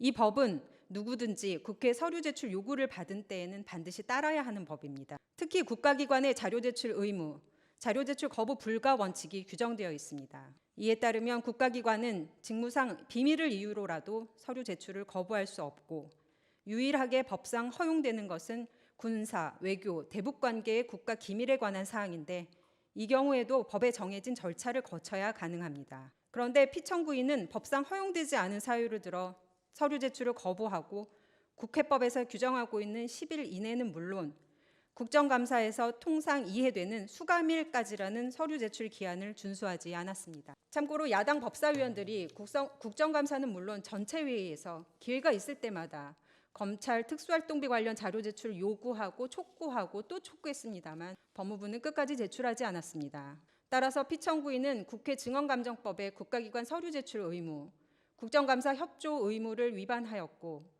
국정감사 서류 제출을 거부함으로써 국회의 서류 제출 요구 권한을 무력화하여 국정감사를 방해, 헌법상 국회의 권한인 국정감사 권한을 무력화하였습니다. 두 번째, 탄핵소추 사건 조사 자료 제출 거부입니다. 법사위는 2024년 7월 31일 검사 김영철의 모해 위증 교사와 공무상 비밀 누설을 소추 이유로 하는 탄핵소추 사건 조사를 위해 8월 9일까지 자료 제출하라는 자료 제출 요구의 건을 의결하였습니다. 이 가운데 장시호 출정 기록 관련 자료 요구도 포함되어 있었는데 법무부는 이를 거부했습니다. 단순히 거부만 한 것이 아니라 허위 사실을 들어 자료 존재 여부를 은폐하고 국회의 자료 제출 요구와 이행 촉구를 포기시키려 하기도 했습니다. 장시호 출정 기록은 검사 김영철의 중대한 법 위반을 입증할 중요한 증거로 여겨졌던 것입니다. 그런데 법무부는 8월 9일자 답변서를 통해 수사 재판에 관한 사항으로서를 이유로 든다든지 사생활의 비밀 또는 자유를 침해할 염려 등을 이유로 관련 자료 제출을 거부했고, 이러한 법무부의 비협조로 인해 조사가 난항을 겪게 되자 법사위는 8월 19일 서울구치소 현장 검증에 나섰습니다. 법무부는 3년이 지나 기록이 삭제되었다며 자료를 은폐, 제출 거부하였습니다. 8월 23일 법사위 전체 회의에서는 유출될 우려가 있다거나 헌법에 내재적 한계가 있다는 등의 사유를 대며 장시호 출정 기록 관련 자료 제출 거부를 합리화했습니다. 법무부가 제시한 9가지 거부 사유 중 단 하나도 국회 증언감정법이 자료 제출 거부를 허용하는 군사, 외교, 대북 관계의 국가 기밀에 관한 사항은 없습니다. 따라서 피청구인은 국회 증언감정법의 국가기관 서류 제출 의무를 위반하였고, 서류 제출을 거부함으로써 국회법상 탄핵소추 사건 조사 협조 의무를 위반하였습니다. 국회의 서류 제출 요구 권한을 무력화하여 탄핵소추 사건 조사를 방해하고, 결과적으로 헌법상 국회의 권한인 탄핵소추 의결권을 침해하였습니다. 기록이 존재함에도 3년이 지나 자료가 없다는 거짓말로 허위 공문서를 제출하고 현장 검증을 방해하기도 한 것은 피청구인이 국회 탄핵소추 사건 조사 방해에 얼마나 골몰하였던 것인지를 보여주는 극명한 예라고 할 것입니다. 세 번째, 자료 제출 거부화를 합리화하는 국회 자료 제출 요구 관련이라는 제목의 보고서 작성 배포입니다. 법무부는 2024년 국정감사를 앞두고 자료 제출 거부를 합리화하는 내용의 보고서를 작성 5개 의원실에 배포했습니다. 국회 관계법이 법무부 소관법이라도 되는 양 법을 해석하는 보고서를 작성하였는데 그 내용도 엉터리입니다. 무엇보다 법제처의 법령 해석 사례를 인용할 때 넷 중 3개 사례에서 자료 제출을 거부할 수는 없다는 결론은 뺀 채 내재적 한계가 있다는 부가적 내용만을 발췌 수록하는 방법으로 마치 이것이 법제처 해석의 핵심인 양 왜곡하였습니다. 법제처가 국회 관련법에 대한 해석 권한이 있는지는 변론으로 하겠습니다. 피청구인은 이러한 아전인수격 해석으로 국회 입법권을 부정하고 무력화시키려 하였습니다. 이 보고서는 법무부가 자료 제출 거부 의사를 지속적으로 피력하는 가운데 그 거부 이유를 문서로 정리하여 배포한 것으로 자료 제출 거부에 수반된 행위입니다. 결과적으로 피청구인은 국가기관 서류 제출 의무를 위반하고 무관한 행위를 자행함으로써 국회의 입법권을 형해화하려는 위헌 위법을 저질렀습니다. 마지막으로 2024년 12월 7일 김건희 특검법 안건 처리를 위한 본회의에서 안건 종료 전 퇴장한 행위입니다. 당시 피청구인은 소관법률 주무장관의 자격으로 국회 본회의에 출석하였습니다. 대통령 제2호권 행사 법률안에 대한 안건 설명은 국무총리가 하는 것이지만 당시 국무총리가 불출석하여 피청구인이 대신하여 안건 설명을 하였습니다. 피청구인은 안건 설명 후 안건이 종료되기 전 퇴장하여 국회의 안건 심의를 방해하였고, 국무위원회 국회 출석 답변 의무는 물론 국가공무원의 기본 중의 기본인 성실 의무를 위반하였습니다. 헌법재판소법 제53조 제1항의 탄핵 심판 청구가 이유 있는 때는 공직자의 파면을 정당화할 정도로 중대한 법 위반의 경우를 말하며, 법 위반이 중대한지 또는 파면이 정당화되는지의 여부는 법 위반이 어느 정도로 헌법 질서에 부정적 영향이나 해악을 미치는지의 관점과 피청구인을 파면하는 경우 초래하는 효과를 서로 형량하여 파면 여부를 결정하여야 합니다. 그리고 행정각부의 장에 대한 파면 결정, 대통령과 비교할 때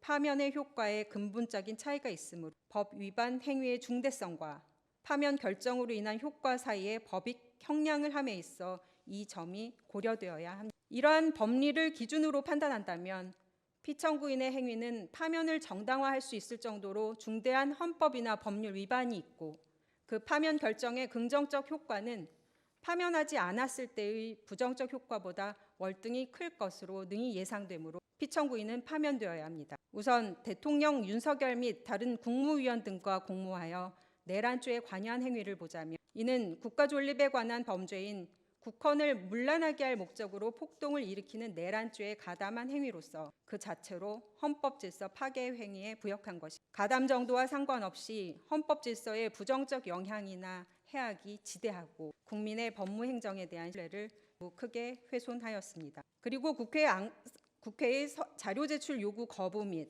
국회 본회의 안건 심의 중 퇴장한 행위를 보자면 국회법, 국회증언감정법, 국감국조법 등 국회관계법 전체와 정부조직법, 행정기본법, 국가공무원법 등 정부의 기틀을 규정한 법률, 심지어 형법까지 위반하며 헌법상 국회의 권한인 입법권, 국정감사권, 탄핵소추 의결권, 자료제출 요구권과 안건 심의권을 무력화한 것으로 평가할 수 있습니다. 헌법이 국회에 자료제출 요구권을 부여한 것은 이것을 수단으로 헌법상 국회 권한을 제대로 행사하고 행정부를 견제하라는 명령에 다름 아닙니다. 그러므로 국회의 자료 제출 요구를 정당한 이유 없이 거부한 것, 그리고 그 거부가 도를 넘어 국회의 본연의 권한인 국정감사권, 탄핵소추권을 무력화시킨 정도라면 이것을 우리가 흔히 보는 행정부와 입법부 간에 늘 있는 단순한 기싸움으로 평가해서는 안 될 것입니다. 우리는 12.3 비상계엄 사태를 겪으며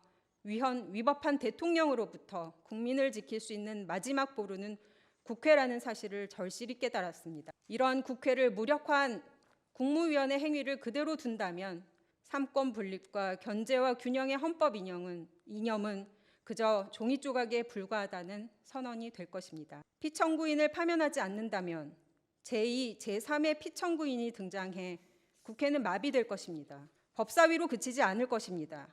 전염병처럼 모든 상임위로 번질 것이고 관련 기관, 심지어 민간까지 국회의 권한을 무시할 것입니다. 자료 제출을 끝까지 거부해서 국정감사를 방해하고 탄핵소추 사건 조사를 방해하고 국회 본회의에서 기관 소관 안건이 진행되는 중간에 무단 퇴장을 하고 국회의 입법권을 부정하고 법률을 마음대로 해석 적용을 해도 국무위원회 자리가 보전이 되는데 누가 국회를 존중하고 국회를 통해 표출되는 국민의 의사를 두려워하겠습니까? 대한민국의 민주적 정당성이 한낱 국무위원에게 이렇게 짓밟혀서야 되겠습니까? 국무위원으로서 국민의 생명과 안전을 위협하는 내란에 관여하여 민의의 전당인 국회를 무력화한 것보다 더 중대한 위헌 위법이 있을 수 없습니다. 피청구인을 법무부 장관에서 파면하는 효과, 과연 부정적 효과가 있을지조차 의심됩니다만 그 효과를 감내할 만큼 피청구인의 행위가 우리 헌법 질서에 미치는 부정적 영향이나 해악은 지대합니다. 피청구인을 파면하지 않는다면 우리 헌법 질서는 너무나 쉽게 부정당하고 훼손될 것입니다. 총칼을 들고 국회의원을 끌어내는 것만이 국회를 무력화시키는 것이 아님을 말씀드립니다. 부디 피청구인을 파면하여 주시기 바랍니다. 감사합니다. 네, 피청구인 측에서 20분 범위 내에서 종합변론해 주십시오. 피청구인 박성재 법무부 장관 대리인 김재원 변호사입니다. 변론하도록 하겠습니다. 결론부터 말씀드리면 본건 탄핵 심판 사건은 신속하게 각하되어야 합니다. 졸속으로 이루어진 국회의 탄핵 소추 의결 절차, 불특정 불명확한 탄핵 소추 사유, 더 이상 심리가 불필요한 명확한 사실관계, 추가 조사가 필요한 증거의 부존재, 그리고 법리적으로 인정될 수 없는 국회 측 논리 등 어느 모로 보나 본건 탄핵 심판 청구는 부적법함으로 각하되어야 합니다. 한마디로 본건은 국회의 탄핵 소추권 남용입니다. 탄핵 심판 사건에 있어 법물에는 기각 외에 달리 각하 주문이 없지만 헌법재판 관련 교과서에는 각하 결정도 가능하다고 기재되어 있는 것으로 알고 있습니다. 즉 탄핵 심판 청구가 그 적법 요건을 갖추지 못하여 본안 심리의 필요가 없을 경우에 각하 결정을 할 수 있다는 것입니다. 본건 탄핵 심판 청구는 부적법함이 명백하므로 신속하게 각하해 주시기 바랍니다. 가사 각하 결정이 아니더라도 기제출한 답변서 등에서 이미 밝힌 바와 같이 피청구인에게는 그 직을 파면할 만한 중대한 위헌 위법 사항, 즉 탄핵 사유가 없으므로 본건 탄핵 심판 청구는 기각되어야 마땅합니다. 이하에서는 본건 탄핵 심판 청구, 즉 국회의 탄핵 소추 의결이 왜 부적법한지 이에 대해서 말씀드리고자 합니다. 피청구인이 중대한 헌법 법률 위반 행위를 하였으므로 신속하게 파면되어야 한다며 2024년 10월 10일 민주당 주도로 탄핵 소추안이 발의되었고 국회는 불과 이틀 뒤인 12월 12일 속전속결로 본회의에서 탄핵 소추안을 의결하였습니다. 본건 탄핵 소추안은 대한민국 법무행정을 책임지고 있는 법무부 장관을 그 직에서 파면하기 위한 것으로 국가적으로 대단히 중요한 안건입니다. 그럼에도 불구하고 국회는 법사위 조사 보고는 물론 본회의에서의 질의와 토론마저 생략하고 표결하였습니다. 국회 의사결정의 정당성을 담보할 수 있는 최소한의 요건마저 갖추지 못하였던 것입니다. 더군다나 언론 기사 외에 아무런 증거 없이 졸속으로 탄핵 소추안을 의결하였습니다. 그 의결 당시는 물론 약 100일이 지난 현재까지도 탄핵을 위한 증거는 제출되고 있지 못합니다. 물론 애당초 그러한 증거는 존재하지 않습니다. 뒤에서 다시 말씀드리지만 본건 탄핵 소추 사유는 그 내용이 제대로 특정되어 있지도 않고 명확하지도 않으며 법리적으로도 탄핵의 사유를 구비할 수 없는 내용들입니다. 나아가 그 탄핵 사유를 뒷받칠 만한 증거도 없습니다. 그럼에도 불구하고 국회는 피청구인에게 소명의 기회는커녕 국회법에서 정한 최소한의 조사 절차마저 생략하고 발의한 지 단 이틀 만에 소추를 의결하였습니다. 마치 검사가 공소장이 접수되자 피의자 조사는커녕 그 어떠한 수사도 생략한 채 이틀 뒤에 바로 기소한 것과 같습니다. 그것도 아무런 증거도 구비하지 못한 채 말입니다. 만약 검사가 그렇게 했다면 공소권 남용으로 법원은 즉시 공소를 기각하였을 것입니다. 아시다시피 탄핵 심판 절차에는 형사소송 절차가 준용됩니다.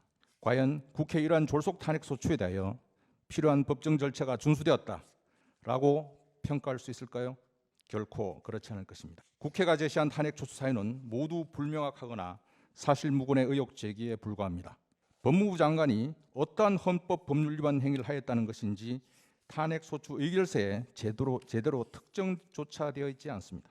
대통령의 비상계엄 선포가 곧 내란이고 대통령의 비상계엄 선포를 막지 못한 침묵이 내란의 공모 동조라는 것은 있을 수 없는 궤변입니다. 비상계엄이 해제된 이후 그날 저녁 안가에서 행안부 장관 등과 식사한 것이 2차 비상계엄 선포를 위한 모임이며 내란 행위입니까?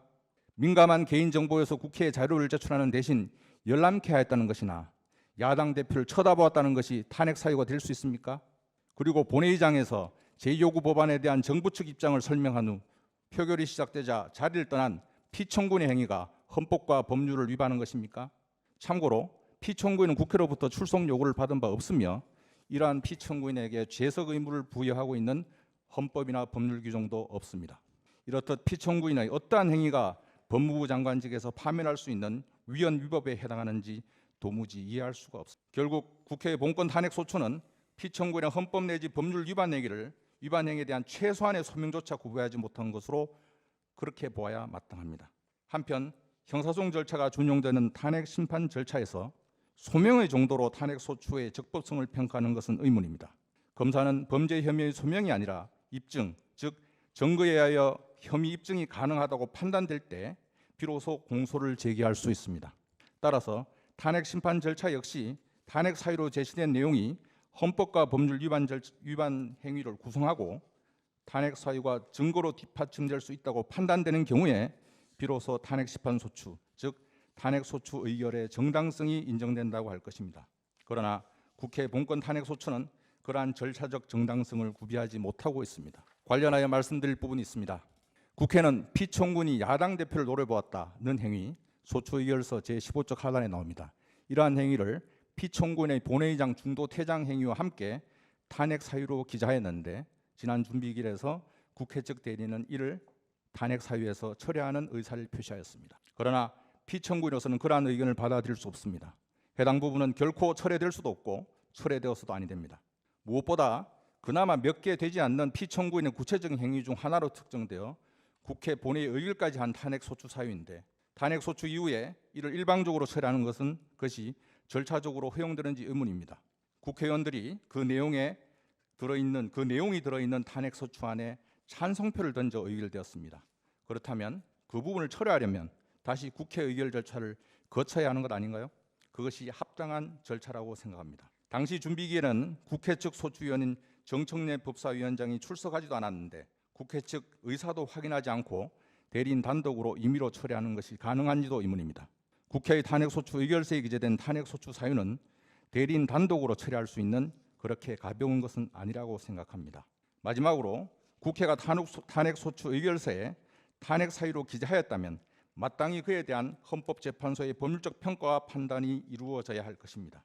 향후에 이러한 말도 안 되는 내용이 탄핵 사유가 되어 국회 본회의를 통과하는 것을 미연에 방지하기 위해서라도, 그리고 탄핵 소추 제도의 무게감을 역사적으로 분명히 하기 위해서라도 그러한 평가와 판단은 절실하다고 할 것입니다. 본건은 사실관계 규명을 위한 심리도 필요하지 않았던 사안입니다. 탄핵 소추 의결서에 적시된 내용 자체가 결코 피청구인을 파면할 수 있는 탄핵 사유가 될 수 없기도 하지만 관련 사실관계 역시 모두 드러나 있고 더 이상 아무런 의문도 없습니다. 다툼이 되는 사실관계는 없습니다. 피청구인이 대통령의 12상 비상계엄 선포를 만료하였다는 사실은 한덕수 국무총리 등 당시 한자리에 있었던 국무위원들의 국회 답변, 증언 등으로 대한민국 국민 모두가 알고 있는 움직일 수 없는 진실입니다. 피청구인에 대한 동부구치소 구금시설 마련 지시 의혹은 이미 오보로 밝혀져 정정보도까지 이루어졌습니다. 본건 탄핵 소추 사건은 법률적 판단만 남아 있습니다. 이러한 견지에서 조사가 필요한 증거 역시 추가 조사가 필요한 증거 역시 존재하지 않습니다. 증거로 등장하는 국회 법사위 회록 등은 이미 공개된 문서로 피청구인 측 역시 증거로 함에 모두 동의하며 오히려 피청구인의 이익으로 원용합니다. 소위 카드라식 의혹 제기에 불과한 언론 보도 기사는 그러한 보도가 있었다는 사실 외에 더 이상의 증거 가치는 없습니다. 청구인 측이 증거로 제출한 언론 보도 중 일부는 앞서 말씀드렸듯이 언론사 스스로 오보임을 인정하고 정정 보도까지 하였는데 그 오보 내용이 어떻게 증거가 될 수 있다는 말입니까? 있을 수 없는 일입니다. 국회 주장은 법리적으로도 맞지 않습니다. 먼저 피청구인, 즉 법무부는 관련 법률과 법원 판례에 따라 국회의 적법한 자료 제출 요구에는 충실하게 응하였다는 점을 말씀드립니다. 청구인 측은, 국회 측은 도대체 국회의 어떠한 자료 제출 요구에 피청구인이 불응하여 위법하다는 것인지, 그리고 그 자료 제출은 국회위원회 의결 또는 제적의원 3분의 1 이상이 요구하였고 그 요구서가 7일 전에 송달되어 적법한 자료 제출 요구에 해당한다라는 점에 대해서 소추 의결서에 기재조차 되어 있지 않습니다. 이는 소추 사유의 불특정으로 소추 이후에 보완될 수 없는 치명적 하자이기도 합니다. 한편 국회로부터 자료 제출 요구받은 정부가 개인정보 보호 등을 이유로 그 자료 제출을 거부할 수 없는지, 그리고 정부의 그러한 거부 행위에는 어떠한 제재가 따르는지에 대하여 현행법상 명문의 규정이 없습니다. 국회로부터 자료 제출을 요구받은 경우에 개인정보 보호 등을 이유로 거부할 수 없고 거부하는 중앙행정기관의 장을 처벌하는 국회에서의 증언 감정 등에 관한 법률 일부 개정 법률안을 국회는 2024년 12월 28일 본회의에서 의결하여 12월 6일 정부로 이송하였으나 정부는 12월 19일 위헌성 등의 이유로 제의를 요구하였고 올해 2025년 1월 8일 국회 재의결에서 부결된 바 있습니다. 국회 이러한 법률 개정 시도를 보면 국회 역시 개인정보 보호 등을 이유로 피청구인이 자료 제출 거부한 경우 현행법상으로 제재할 수 없음을 스스로 알고 있었다 할 것입니다. 그럼에도 불구하고 국회는 피청구인이 정당한 사유 없이 자료 제출을 거부하였고 그것이 탄핵 사유라고 주장하고 있습니다. 이는 법리적으로 있을 수 없는 국회의 몽리입니다. 이제 와서 국회는 피청구인이 보존기간 3년이 지나 장시호 관련 자료가 없다고 허위로 답변하면서 정당한 이유 없이 그 자료 제출을 거부하는 바람에 김영철 검사에 대한 탄핵 소추를 위한 국회 조사가 방해되었고 그 결과 소추가 이루어지지 못하고 있다라는 취지로 주장합니다. 그러나 이는 실기한 국회 측의 억지입니다. 우선 국회 측의 그러한 주장은 탄핵 소추 의결서에 기재되지 않은 새로운 주장으로 이제 와서 소추 사유로 추가할 수 없으며 헌법재판소 판단의 대상도 될 수 없습니다. 둘째, 피청구인은 규정상 서면 자료 보존 기간이 3년이라는 원론적 답변을 한 것이며 실제 전산으로 남아 있어 자료 제출 내지 열람이 가능한 장시호 출정 기록 및 정문 출입 기록은 국회 측에 모두 협조하였습니다. 마지막으로 국회가 김영철 검사를 현재까지 탄핵 소추하지 못한 이유는 그 자료들에 비추어 김영철 검사에 대한 탄핵 소추안 내용이 근거 없는 의혹 제기에 불과하다는 것이 객관적으로 확인됐기 때문입니다. 우리나라의 탄핵 심판은 정치적 탄핵이 아니라 규범적 탄핵 제도입니다. 이미 답변서에서 언급하였듯이 본건 탄핵 소추를 발의한 민주당 장경태 의원은 2024년 11월 11일 차라리 저는 법무부 장관이 그때 4일 아침이라도 법무부 장관으로서 대한민국 법치를 못 지켰다, 사퇴하겠다라고만 밝혔어도 탄핵 소추안이 올라가지 않았을 겁니다 라고 발언하였는데, 이는 국회 스스로 규범적으로는 피청구인을 탄핵할 사유가 없는 정치적 탄핵이었음을 자인한 것입니다. 즉 본건 탄핵 소추가 각하될 수밖에 없는 명백한 증거라고 할 것입니다. 피청구인은 다른 국무위원들과 함께 2024년 12월 4일 오전에 이미 사의를 표명한 바 있습니다. 이렇듯 객관적 사실관계와 다른 장경태 의원의 발언에 비추어 보더라도 본건 국회의 탄핵 소추가 얼마나 부실하게 그리고 졸속으로 이루어진 것인지를 잘 알 수 있습니다. 결국 국회의 본건 탄핵 심판 청구는 탄핵 소추권 남용일 뿐입니다.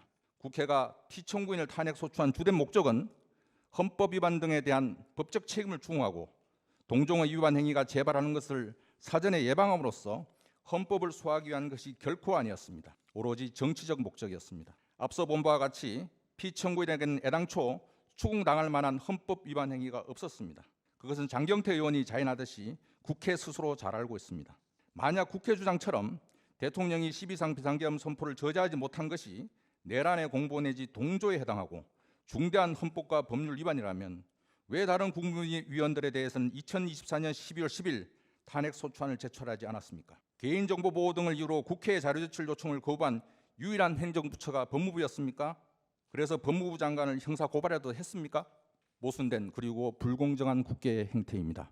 민주당이 중심이 된 야당의 입장에서는 자신들에게 고분고분하지 않고 눈에 가시였던 법무부 장관이 그냥 미웠고 어떻게든 그 직무에서 배제시키고 싶었던 것입니다. 이것이 본건 탄핵 소추의 주된 목적이었습니다. 이렇듯 피청구인에 대한 본건 탄핵 소추는 장경태 의원의 발언이 암시하고 있듯이 오로지 정치적 목적의 탄핵이었습니다. 결국 본건 국회 탄핵 소추의 경우 국회 의결 과정에서 필요한 법정 절차를 준수하지 않았고 피청구인의 헌법 내지 법률 위반 행위에 관하여 입증은커녕 최소한의 소명도 없었으며 오로지 정치적 목적이었으므로 헌법재판소의 기존 판시 법리에 비추어 보더라도 탄핵 소추권 남용에 해당합니다. 따라서 헌법재판소는 신속한 각하 결정으로 국회의 잘못을 바로잡아야 합니다. 더 이상 국회 측의 나쁜 의도를 방임하여서는 안 될 것입니다. 터무니없는 의혹만으로 공무원을 졸속으로 탄핵 소추하여 해당 직무를 정지하는 것은 실정법을 악용한 정부 기능의 마비 시도이고 형식적 다수결 원리에 편승한 국회의 폭거입니다. 현 정부가 들어선 이후 국회가 의결한 탄핵 소추 중 헌법재판소에서 인용한 사례는 단 한 건도 없습니다. 8건 모두 기각되었습니다. 이것이 무슨 의미겠습니까? 한두 건이라면 몰라도 말입니다. 최근 이루어진 감사원장과 검사 3인에 대한 탄핵 심판 사건 선고에서 헌법재판소는 8대 0이라는 일치된 의견으로 모두 기각 결정을 하였고 그 4인의 공직자는 98일이 지나서야 직무에 복귀하였습니다. 정말 있어서 안 되는 국가 역량의 낭비라고 할 것입니다. 최근 국가인권위원회가 박성재 법무부 장관을 명시적으로 언급하며 헌법재판소의 탄핵 소추 남용으로 인정될 경우 각하할 것을 권고하기도 하였는데 오죽했으면 인권위가 헌법재판소에 그러한 권고까지 하였겠습니까? 국회의 탄핵 소추권 남발 내지 남용은 이미 국민들에게도 널리 알려진 공지의 사실이지만 법무부 장관에 대한 본건 탄핵 소추는 그 탄핵 소추권의 남용 중에서도 제일 심한 남용이라 하여도 과언은 아닐 것입니다. 특정조차 되지 않은 부실한 탄핵 소추 사유를 담은 소추안을 졸속으로 의결한 후 소추 이후에 비로소 구체적 내용은 이러이러하니까 심판의 대상으로 삼아달라는 후안부치한 국회의 행태를 억지를 받아들여서는 안 될 것입니다. 이러한 견지에서 다른 어떠한 사건보다 본건 탄핵 심판 청구가 신속하게 기각이 아니라 각하되어야 합니다. 국회의 독주를 막아 견제와 균형에 의한 상권 분립이 이루어지기 위해서라도 헌법재판소의 결단이 절실하게 필요하다고 할 것입니다. 국회가 의도한 대로 여러 달이 지난 후에 헌법재판소가 슬그머니 기각하는 것은 오히려 국회의 폭주를 방임하는 것일 뿐 국회 폭주에 대한 실질적 견제가 되지 않을 것입니다. 공소권 남용을 이유로 공소기각 판결을 선고하는 것이 검사에게 무죄 판결보다 훨씬 큰 타격 그리고 앞으로는 절대 그러하지 말라는 큰 일깨움을 주듯이 본권 탄핵 소추를 신속하게 각하하는 것이야말로 상권 분립의 축을 훼손하면서 폭주하는 국회에 제동을 걸고 국회 대한민국 헌정짓을 수호하는 헌법재판소 본연의 용기 있는 역할이라고 감히 말씀드립니다. 본권과 같은 국회의 만행을 제재할 다른 헌법기관은 대한민국 그 어디에도 없습니다. 오로지 헌법재판소뿐입니다. 부디 국회의 탄핵 소추권 남용에 대하여 헌법재판소 각하 결정으로 신속하고 강력한 철퇴를 내려주시기 바랍니다. 그리하여 피청구인이 빨리 본연의 자리에 복귀하여 국가와 국민이 부여한 소명을 다할 수 있도록 하여 주시기 바랍니다. 불이 경청하시고 해량하여 주시기 바랍니다. 이상입니다. 피청구인 측에 하나만 성명을 하겠습니다. 3월 11일자 답변서에 첨부된 개인별 출정 이력에 보면 출정 시간은 표시가 돼 있는데 기소 시간은 표시가 안 돼 있어요. 왜 그런지 한번 확인 좀 해 보시고요. 예. 아니 서면으로 나중에 제출해 주십시오. 예. 최종 의견 진술을 듣겠습니다. 소추위원 측. 대한민국 헌법이 항상 옳았던 것은 아닙니다. 우리 헌법이 부끄럽게도 독재 정권을 수단화 합리화하는 데 악용되기도 했습니다. 발췌개헌, 사사 오입 개헌, 그리고 독재자의 영구 집권을 꿈꾸게 했던 유신헌법, 그리고 국보위를 정당화시킬 수 있었던 50의 헌법 등이 그러했습니다. 그러나 지금의 헌법은 이러한 부족한 헌법과 달리 국민들의 87 6월 민주항쟁으로 피로써 쓰고 정립한 자랑스러운 대한민국 헌법입니다. 6월 민주항쟁을 통해서 우리는 대통령 직선제를 쟁취할 수 있었고, 그리고 국정감사가 부활했고, 바로 이곳 헌법재판소가 탄생할 수 있었습니다. 대한민국은 법치국가이고 모든 법의 으뜸은 헌법입니다. 국민 각자 개개인이 의견과 주장이 다를 때 대한민국은 이 방향으로 가라라고 정해놓은 대국민 합의 문서가 바로 헌법입니다. 저는 비법조인이지만 대한민국 헌법을 사랑합니다. 헌법도 100번 이상 읽었고 한 조항 한 조항에 담긴 헌법의 뜻을 가슴 깊이 새기고 있습니다. 대한민국의 헌법을 한마디로 정리하기는 어렵지만 가장 중요한 것은 국민의 기본권 보장, 삼권 분립, 그리고 인권 옹호 등 헌법 정신 내세우는 앞머리의 정신이라 생각합니다. 그러해서 헌법에 적시된 순서도 헌법 전문, 총강, 국민의 권리와 의무, 국회, 행정부, 법원 순서로 적시하고 있습니다. 그만큼 국민의 기본권과 국회의 역할은 매우 소중하다 할 것입니다. 대한민국 헌법이 다른 나라와 달리 특별하게 규정하고 있는 조항이 바로 86조 3항, 87조 4항입니다. 현역 군인은 국무총리가 될 수 없고 현역 군인은 국무위원이 될 수 없다는 조항입니다. 그만큼 우리 헌법은 군부 독재의 아픈 역사를 치유하기 위해서 전 국민이 노력해서 피로 써서 만든 조항들이 헌법 곳곳에 있습니다. 대한민국 헌법 제77조 1항은 전시, 사변, 국가 비상사태가 아니라면 계엄을 선포할 수 없다고 되어 있습니다. 대한민국 헌법 130개 조항 중에서 제 개인적으로 봤을 때 헌법 제11조와 헌법 제84항은 모순 관계에 있습니다. 모든 국민은 법 앞에 평등하다고 했지만 유일하게 대통령은 내란과 외환의 죄를 범하지 아니하고는 형사소추권을 인정하지 않고 있습니다. 그만큼 대통령에게는 1인에게는 헌법적 특권을 부여하고 있습니다.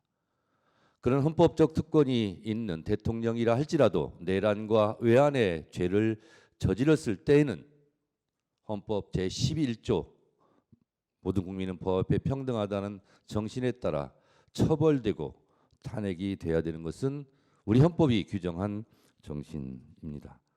이런 면에서 내란 우두머리든 내란 중요 임무 종사자든 내란 부하 수역자든 아니 형법에서 규정하고 있는 내란 선동자든 이 헌법 정신에 따라서 준엄하게 처벌받아야 된다고 생각합니다. 피청구인 박성재 법무부 장관은 누구보다 다른 부처의 장관보다 이런 헌법 정신을 잘 알고 있을 것입니다.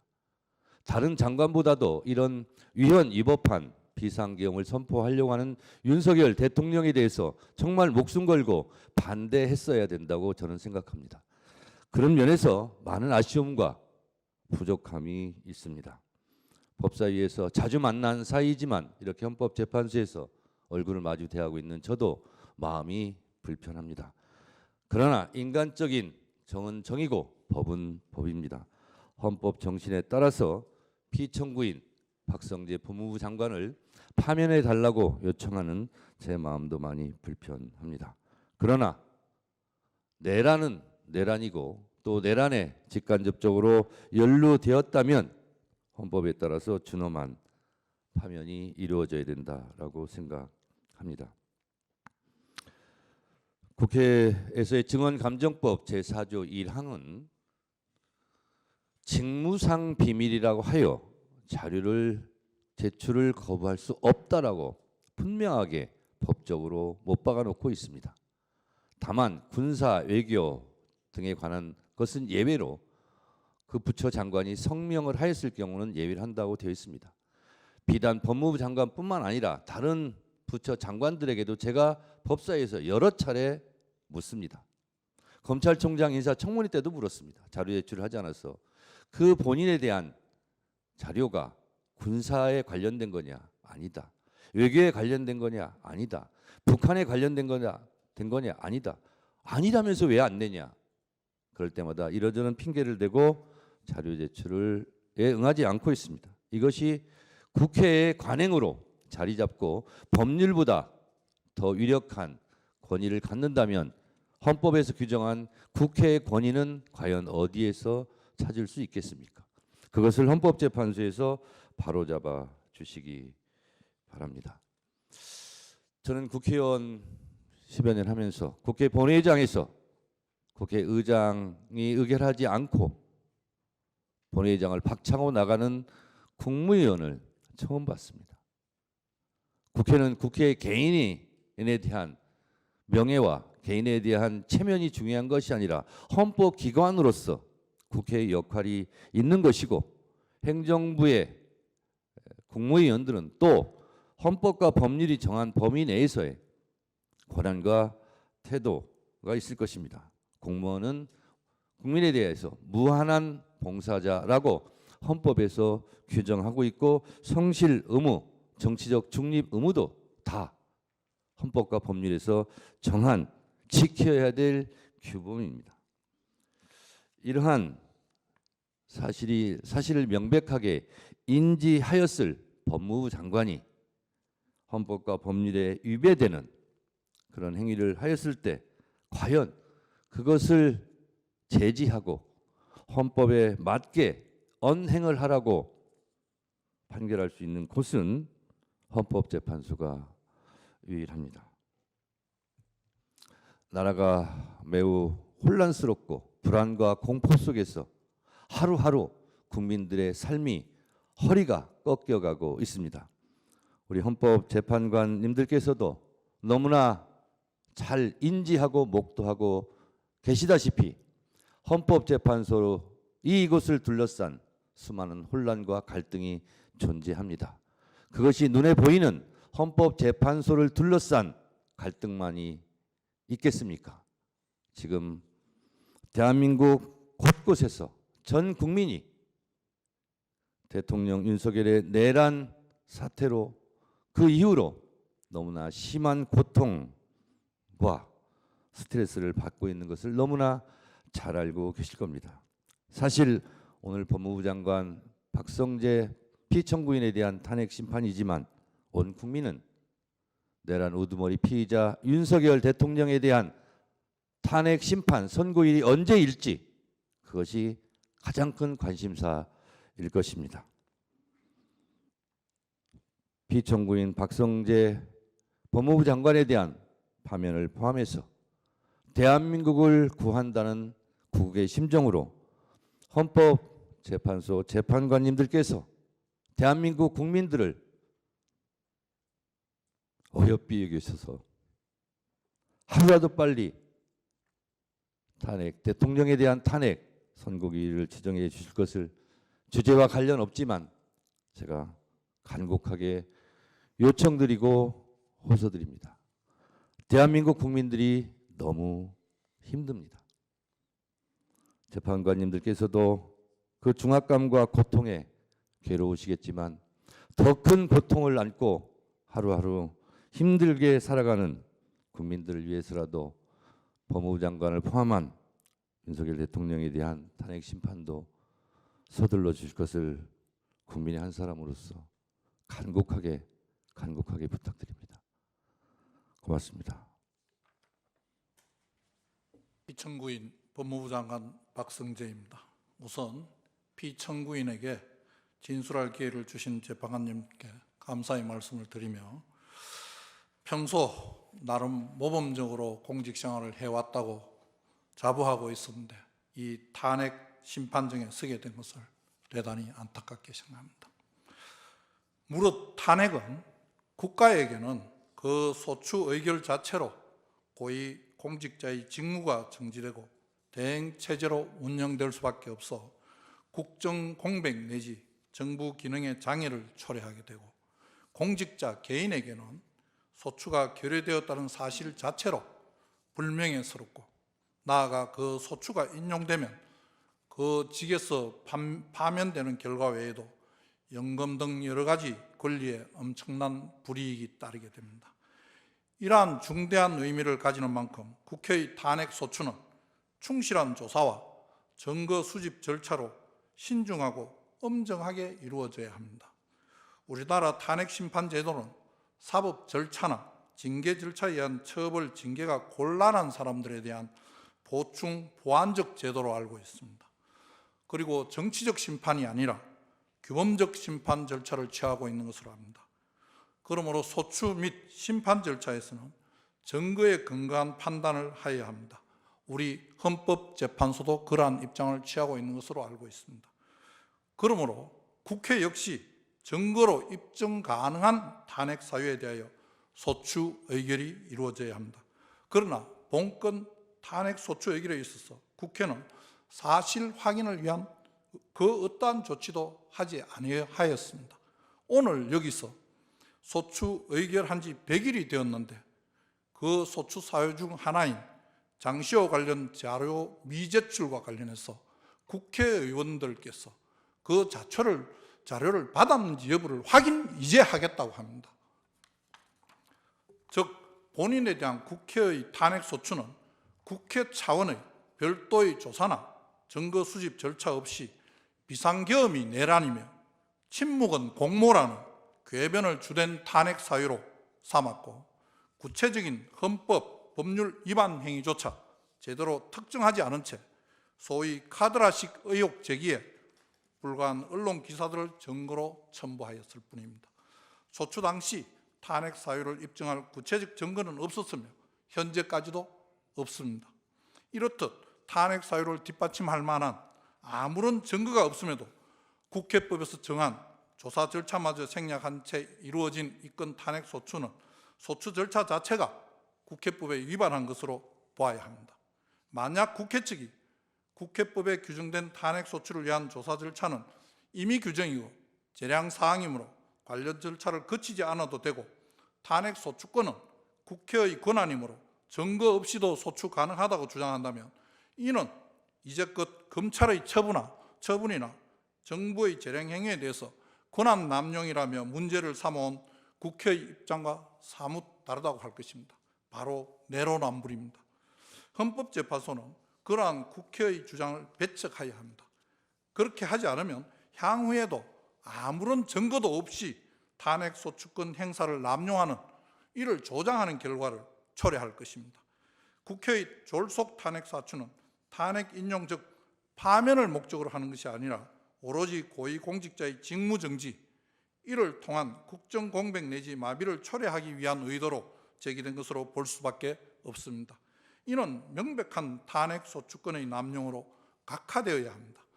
탄핵 소추권이 국회의 권한이라고 다수당의 의도대로 다수결에 의하여 탄핵 소추권을 남발하는 것은 다수결의 원칙을 악용한 다수의 전제 정치이자 다수의 폭정입니다.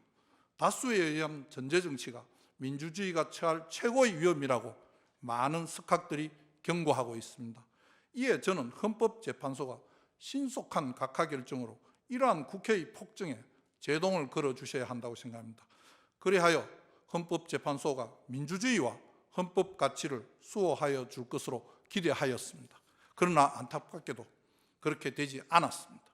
2024년 12월 12일 국회의 탄핵소추 의결로 법무부 장관의 직무는 바로 정지되었고 1회 변론 기일까지 거의 100일이 흘렀습니다. 헌법재판소에서 절차가 지연되는 동안 국회는 자신들이 의도한 탄핵소추의 목적을 이미 달성하였는지도 모르겠습니다. 청구인 측에 묻고 싶습니다. 정녕 본건 탄핵소추 의결서에 법무부 장관을 파면시킬 만한 내용이 들어있다고 생각하십니까? 정말 그렇게 생각하고 본건 탄핵소추를 의결한 것이 맞습니까? 본건 탄핵 청구는 내용 자체로 헌법 및 법률 위반 행위라는 탄핵 사유를 구비하지 못하였을 뿐만 아니라 증거법상으로도 객관적 증거라고 볼 수 없는 의혹 제기성 언론 보도만으로 그리고 의원들의 일방적인 주장이 담긴 회의록만으로 증거 없이 탄핵소추를 진행하였습니다. 즉 사실 인정을 위하여 심리의 대상이 될 만한 증거는 애당초 제출하지 못하고 있습니다. 청구인 측이 탄핵 사유로 내세우고 있는 비상계엄을 통한 내란 공모 및 동조이즘은 대통령의 비상계엄 선포가 바로 내란 행위이며 법무부 장관으로서 이를 저지 못한 것이 바로 내란의 공모라는 내란 동조 공모라는 논리의 비약에서 출발하였습니다. 그러나 헌법에서 예정하고 있는 비상계엄의 선포가 바로 내란 행위라는 것은 법리적으로도 있을 수 없는 궤변이고 관련자들의 국회에서의 정언 그리고 검경 수사 과정에서 제가 공모, 동조했다는 사실을 인정할 증거가 없음이 이미 밝혀졌습니다. 그리고 언론 보도를 근거로 한 2024년 12월 4일자 안가 비상계엄 모의와 동부구치소 구금시설 마련 지시 역시 같은 과정을 통해 전혀 사실이 아님이 이미 확인되었습니다. 특히 동부구치소 관련은 해당 언론이 오보라며 정정보도까지 하였습니다. 청구인 측은 제가 정치적 중립을 지키지 못했다는 황당한 주장도 하는데 도대체 제가 어떤 행위로 누구 편을 들었다는 말입니까? 또한 저는 정당한 사유 없이 국회의 자료 제출 요구를 거부한 사실도 국회를 경시한 사실도 없습니다. 관련 법률과 법원 판례에 따라 국회에 자료를 성실히 제출하였고 또 필요한 설명도 다 해드렸습니다. 제출하지 못하는 경우에도 우리 직원들이 직접 찾아가서 설명도 하기도 하였습니다. 제안 설명을 하는 국무위원에게 소리치고 삿대질하는 국회의원을 쳐다보았다는 것이 국회의 경시 태도입니까? 제안 설명이 끝나고 더 이상 질의를 할 수 없는 상황인 투표가 시작된 상황에 있어간 것이 국회를 경시하였다는 것입니까? 어느 조항에 국무위원은 투표가 끝날 때까지 그 자리에 앉아 있어야 한다는 규정이 있습니까? 저는 도저히 이해할 수가 없습니다. 국회의 탄핵소추 의결서를 아무리 살펴봐도 저희 어떠한 행위가 헌법과 법률을 위반하였다는 것인지 도무지 알 수가 없습니다. 거듭 강조하건대 본건 탄핵소추는 오로지 법무부 장관의 직무정지를 목적으로 이루어진 국회의 권한 남용입니다.